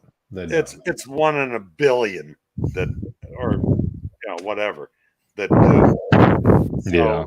So, how you deal with the everyday shit is just like well, you sigh, you get up, and you go for the grind, and there's really no other way to make it, And I mean, look, back in the 70s and shit, I was even dealing drugs and crap. And, that wasn't an easy thing either. You know, that came with its own risk and what have you.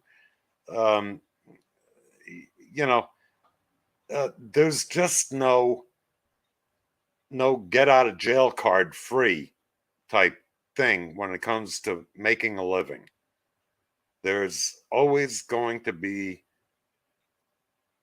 obstacles in your way. And it could be your boss, it could be the customers, it could be the working environment, it could be all the people around you.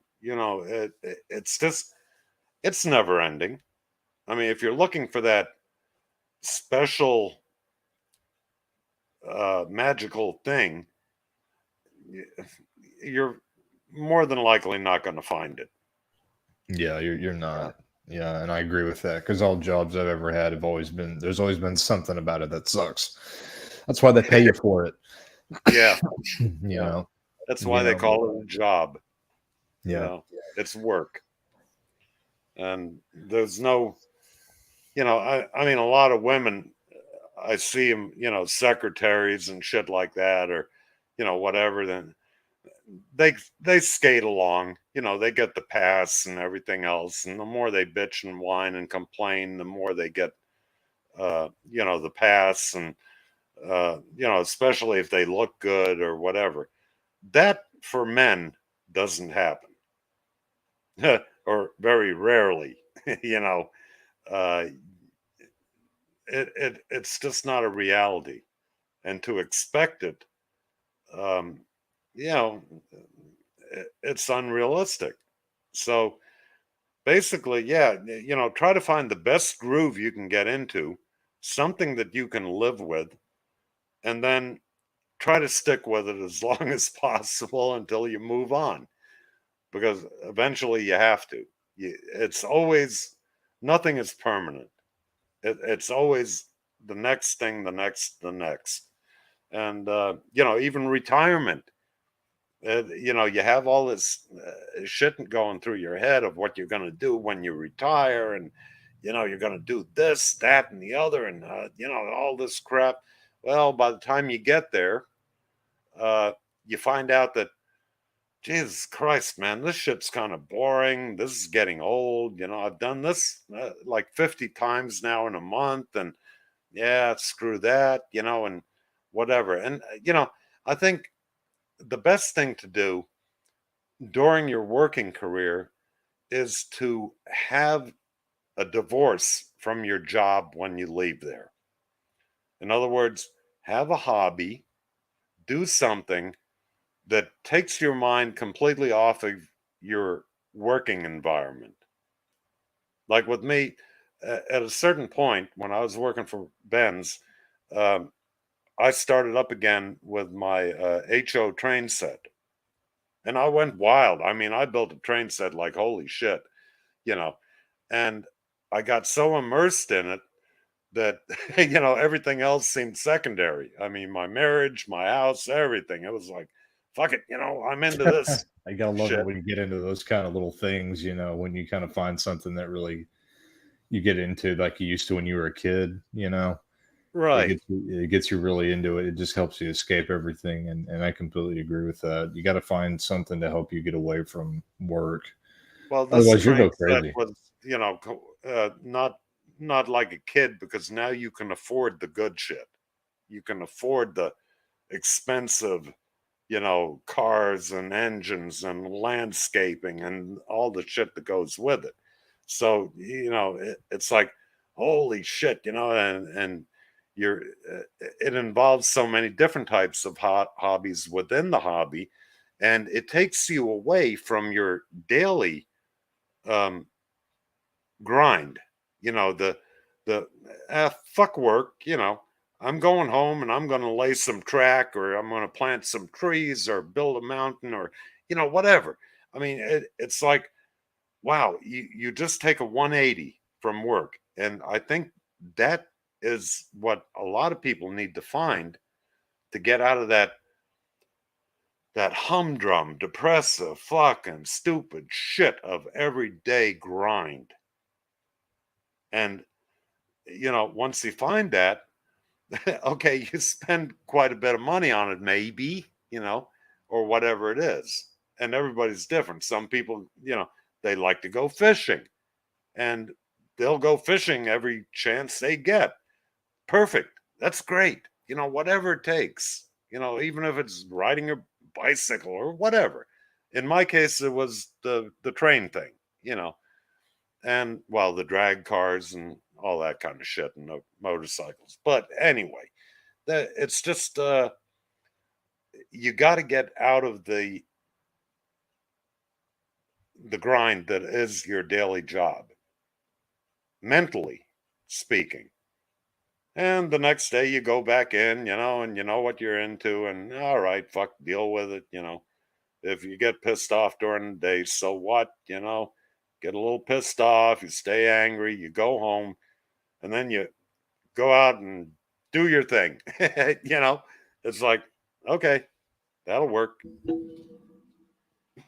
Yeah, you definitely have to let off steam. You got to figure out what you do. And like for me, it's like a routine that I do that helps me kind of decompress at the end of each day. That helps, keep you going. Sometimes, I mean, everybody's got their own little thing that they do. Like one thing I've heard that some people do is like every 2 or 3 weeks, go out of town and get yourself a hotel for the night just to get out of town, break up the cycle. Do something to change the routine so that you don't feel like you're trapped, and save up your money. That's the most important thing. If you can, or whatever it is that you want to save up that you feel is important to you, to get yourself in a place where you don't have to rely so much on your work. The more money, the more assets or money you have, or whatever it is that you can acquire, and keep your expenses low. This is why we're in such a good situation right now, because we don't have two of the biggest expenses in the world, which is getting married and having kids.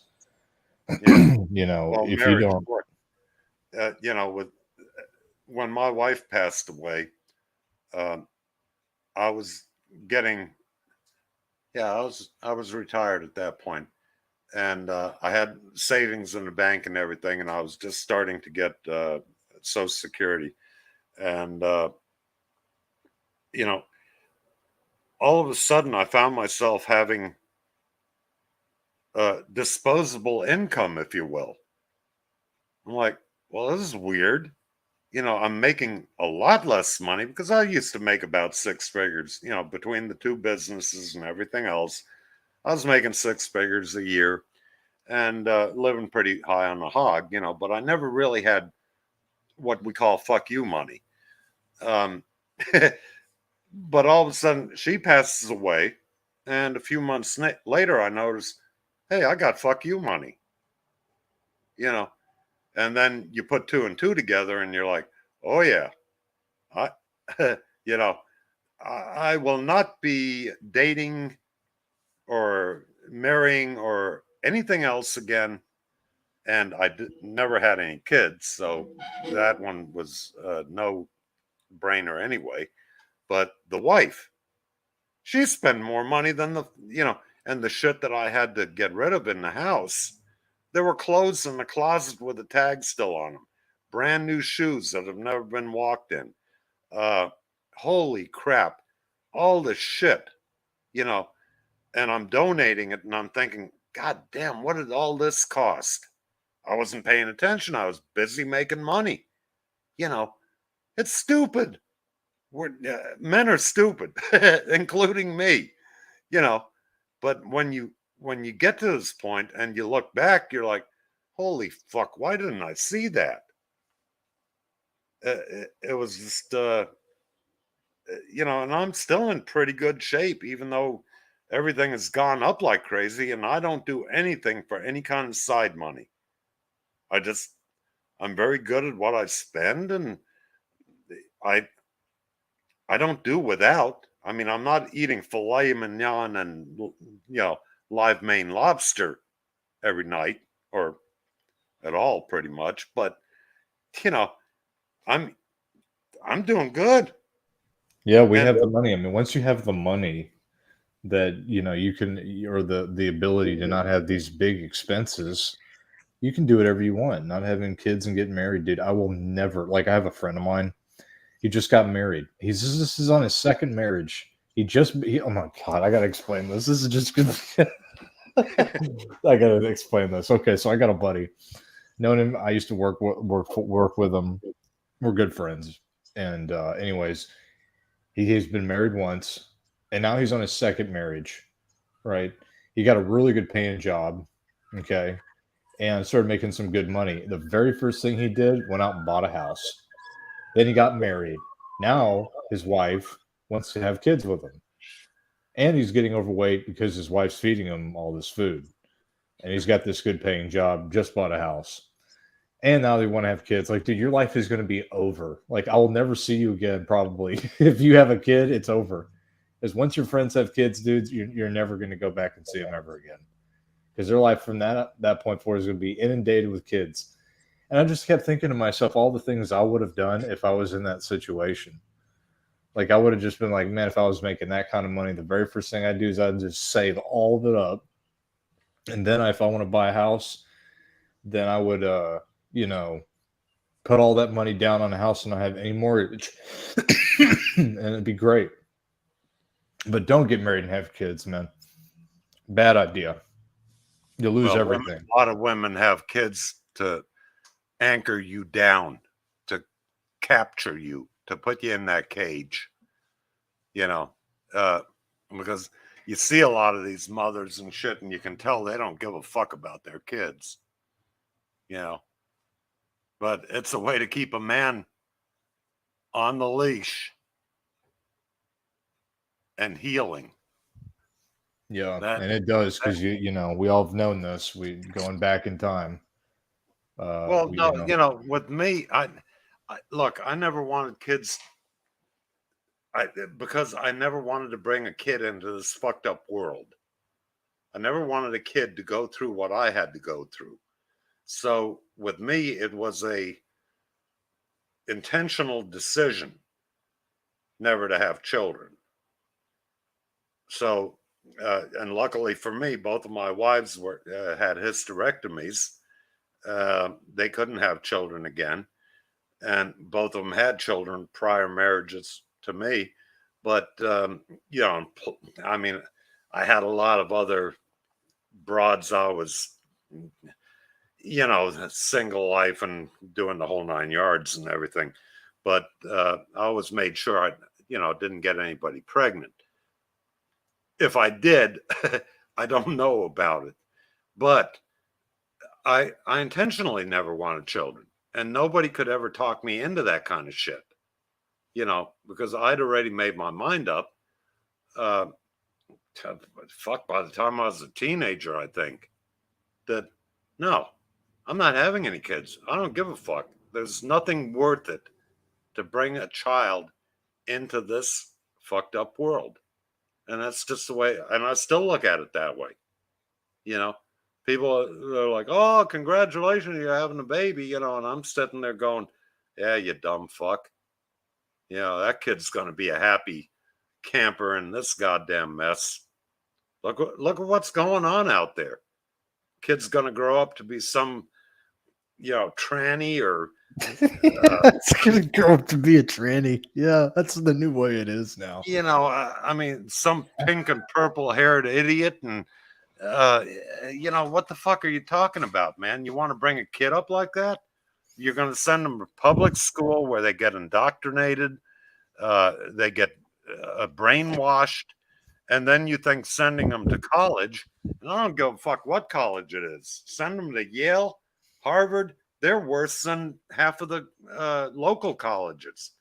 You know, your kid's going to get more and more fucked up. And this, you know, in the end, what do you think? They're going to take care of you when you get sick and old and everything? Nah, they're going to fucking throw you in a goddamn rest home to sit there drooling on yourself all day long while the nurses are shooting you up with some kind of fucking Pfizer concoction Yeah. and, I you know, know, right? killing your ass. I mean, Yeah. this is, you know, the reality of it. Who the fuck wants children? Not me. You know, No, I never did and want kids either. I never I was couldn't gonna do that. handle a little me. You know, I wouldn't want to fucking handle somebody like when I was a kid. I mean, you Yeah. know, once I reached after 10, 11 years old. Before that, I was just a kid, you know, not knowing shit. But after that, is like I was a terrorist. But you know, no, I mean, you know, you got to make your mind up what you want, and if you do want children, you know, and hey, you take your lumps, you know, go to that family court after a while because guaranteed that woman is going to monkey branch. She's going to leave you. She's going to screw you out of every fucking penny you got. And yeah, Well, there's that, and then there's also you might end up with somebody who's crazy, and then you're gonna have to deal with all that crap, you know. yeah, And you know they hide it from you, and then you get trapped into a situation, you know. And um, you know the best answer is depending on the situation is to tell people no, you know. But yeah, I mean, as long as you're not in that situation financially, you're good. You'll be fine. oh yeah, yeah. If I had it to do all over again, I wouldn't get married ever, you know. But So, you know, the point being is that we're in a really good place by not doing these things and by not getting ourselves tied into those type of traps. Save your money, save a little money, get your preps, store food and water, and you know, you'll be fine. You know, it's the people that have children and that have wives that you're going to have a lot more to worry about if things get really rough in this country, which they are going to get. Which I guess on a final note, Warhorse, let's talk a little bit about that. What are your, you know, because it's always fun to get the blood glowing a little bit, you know, with some of the shit that's going on with America right now, because everybody's it's kind of like the sick joke now, isn't it? You know, look at the mess America's in all the time, you know. But there's so much crap going on now that it's hard to keep track of, you know. But the majority of it is a bunch of crap anyway, meaning they lie to you about everything that goes on in this country. And I think the biggest thing that we have to worry about right now is what's going on financially with the banks. I think that right there is the big subject. I guess that's the talking point that everyone's going and talking about. There's a lot of shit going on, but I think if there was a priority list of, um, you know, some of the things that I think could really spiral out of control, I think that's one of them, which is the banks. 'Cause if everybody's, I don't know how well aware people are, but the SVD bank collapsed in California about a month ago, last yeah, month, and that took a lot of people with it. And now I heard about reports that people saying that in certain banks in California, it might be California or it might be other places, I'm not sure, but one of them was Wells Fargo. People were saying that there was money disappearing from people's bank accounts via Wells Fargo.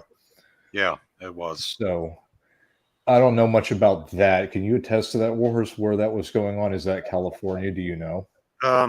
I don't know about the Wells Fargo where that was at, but the SVB bank that was in California. you know, in the valley there, Silicon Valley. But look, this is nothing new. You know, this was to be expected. Um, uh, the way the administration that's running this country right now has been acting for the past, what, 3 years or whatever it's been now, almost 3 years. This is intentional. There's no other way to look at it. You know, the the country going down the tubes in more ways than one. Um, right now, we've got China and Russia combining powers. China is literally laughing at the American government. Um, even the Saudis are making fun of Biden and Kamala. They're putting out videos that are just making fun of the guy, you know. Whereas they used to respect the U.S. a little bit more because, well, we were an ally, you know, and I don't know why we were, but, you know, for oil, I'm sure. You know, and everything that's happened, you know, when Biden got in office and he got this little bug up his ass to get even with Trump, you know, that was a personal thing there between those two. And he signed those 100 executive orders and shit. Um, you know, he closed down the pipelines, you know, the oil and the drilling and the, you know, everything else. And now he's sucking dick to get a drop of oil from the Middle East. I mean, Yeah.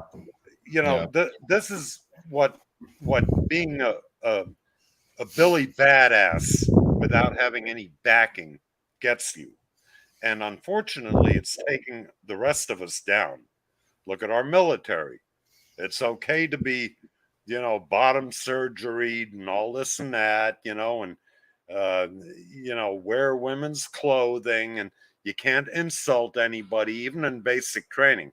When I went through basic, being insulted was the least of your fucking worries. I mean, you know, you were a piece of goddamn turd ready to get flushed.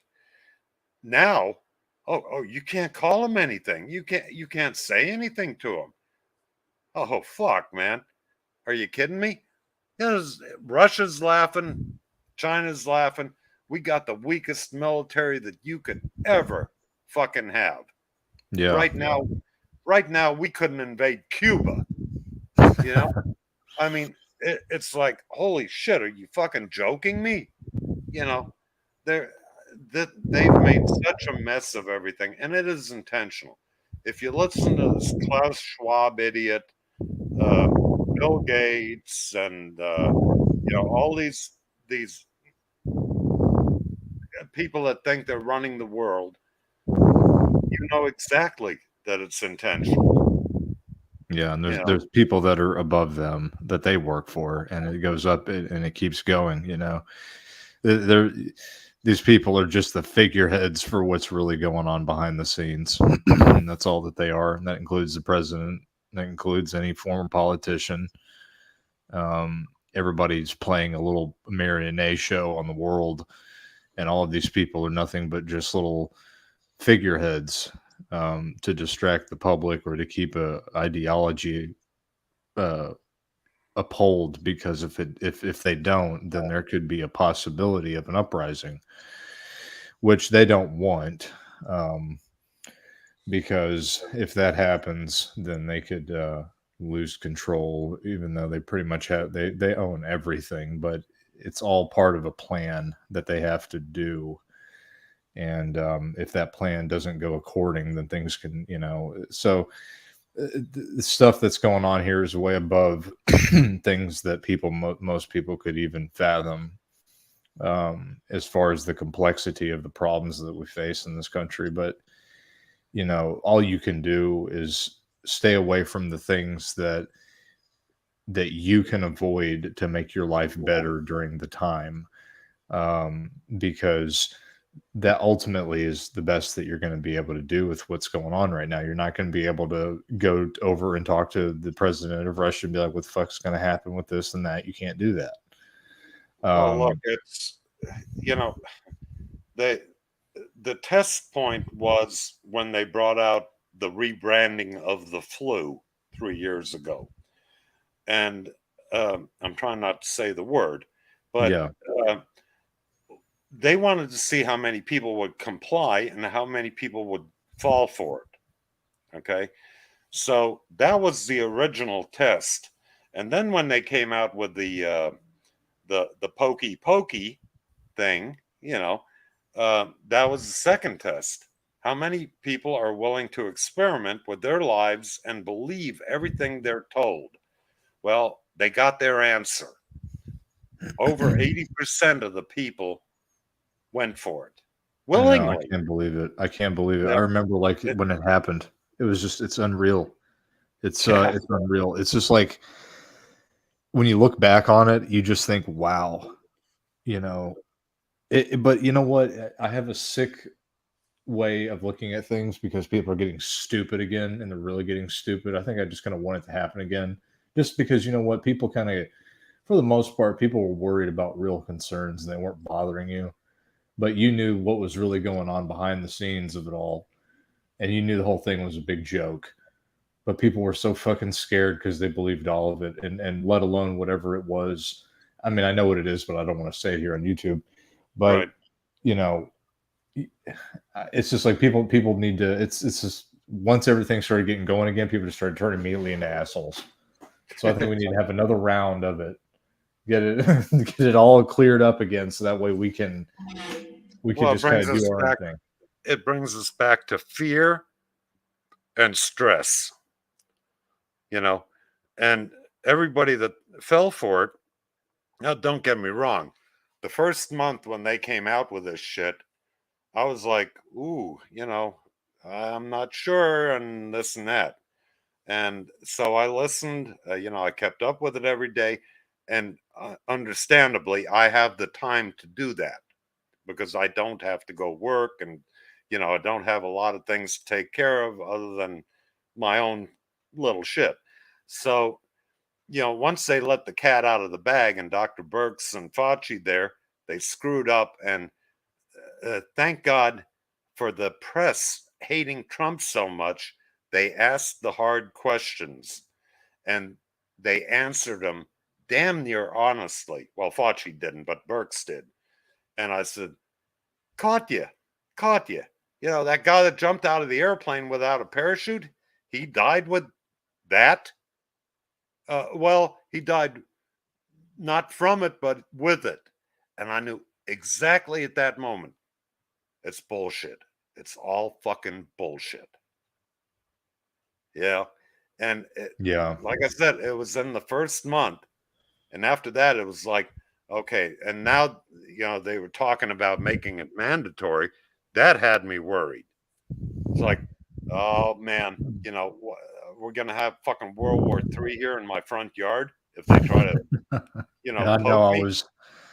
I was ready to go there too, man. Like I was getting ready Yeah, because I I was knew. too, because no. If I'm going to die, I'm going to die on my terms, not yours. And Yeah, you're that was a not tense point pushing there. this shit.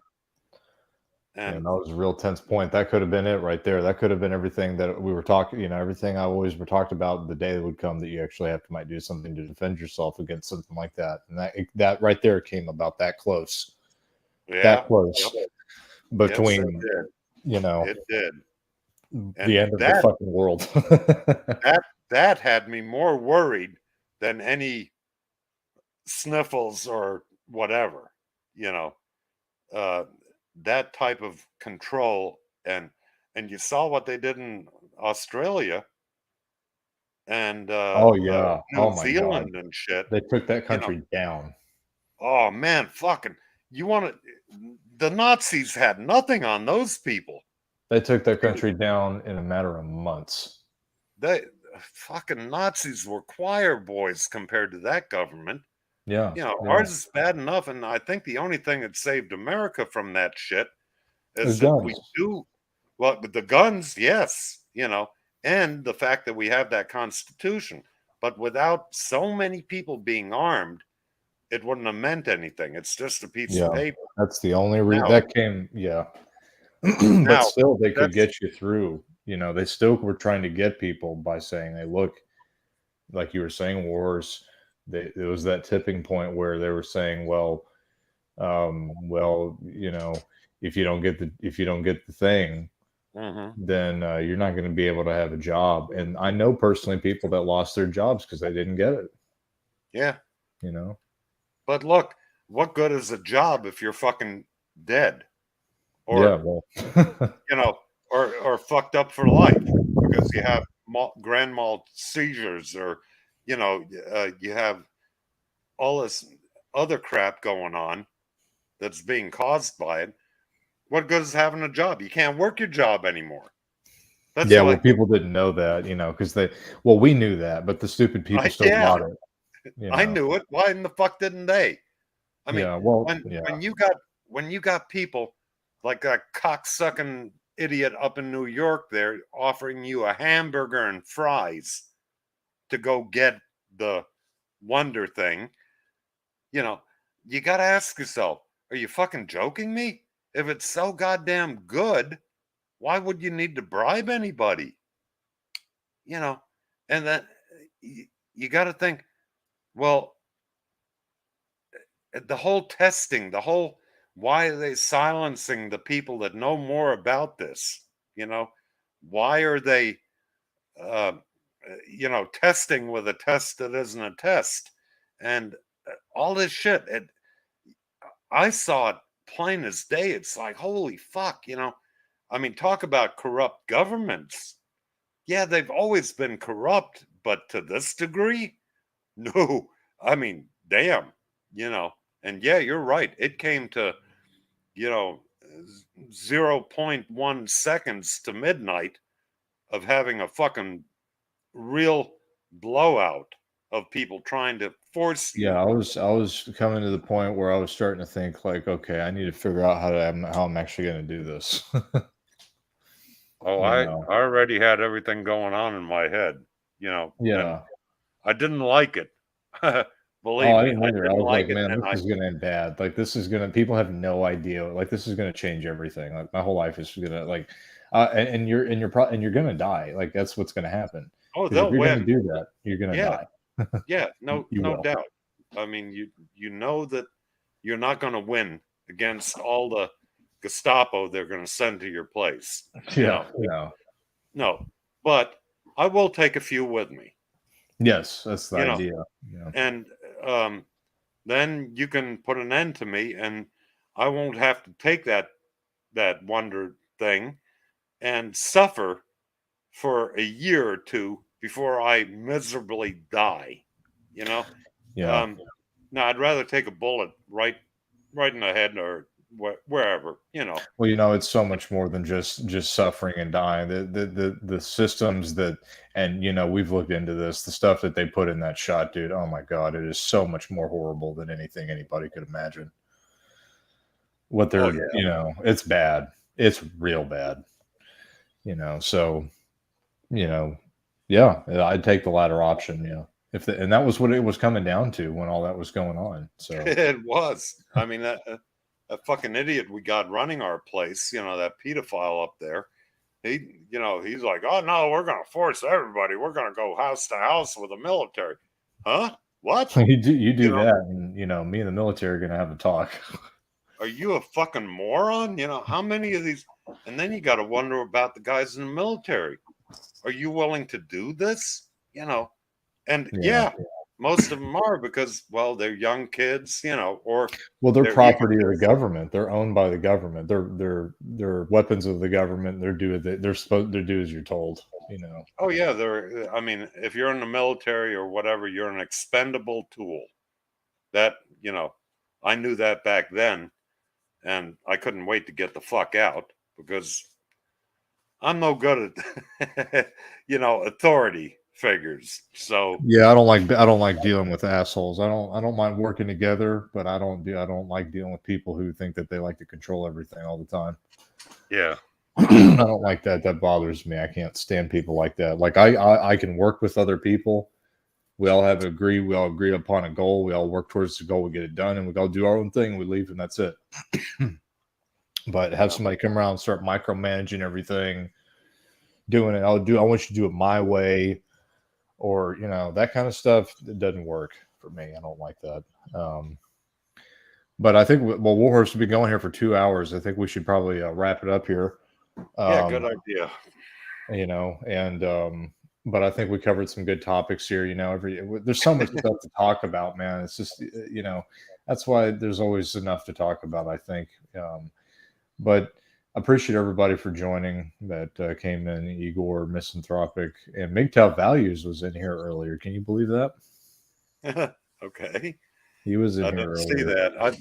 I'm kind of got the microphone right in the way of the chat room, so I apologize if anybody said something to me and I didn't see it. But I'm sitting here having a few beers on a Sunday and enjoying bitching my ass off. Yeah, whatever helps the day go. Yeah. But Well, I don't do so he this was every in day. here.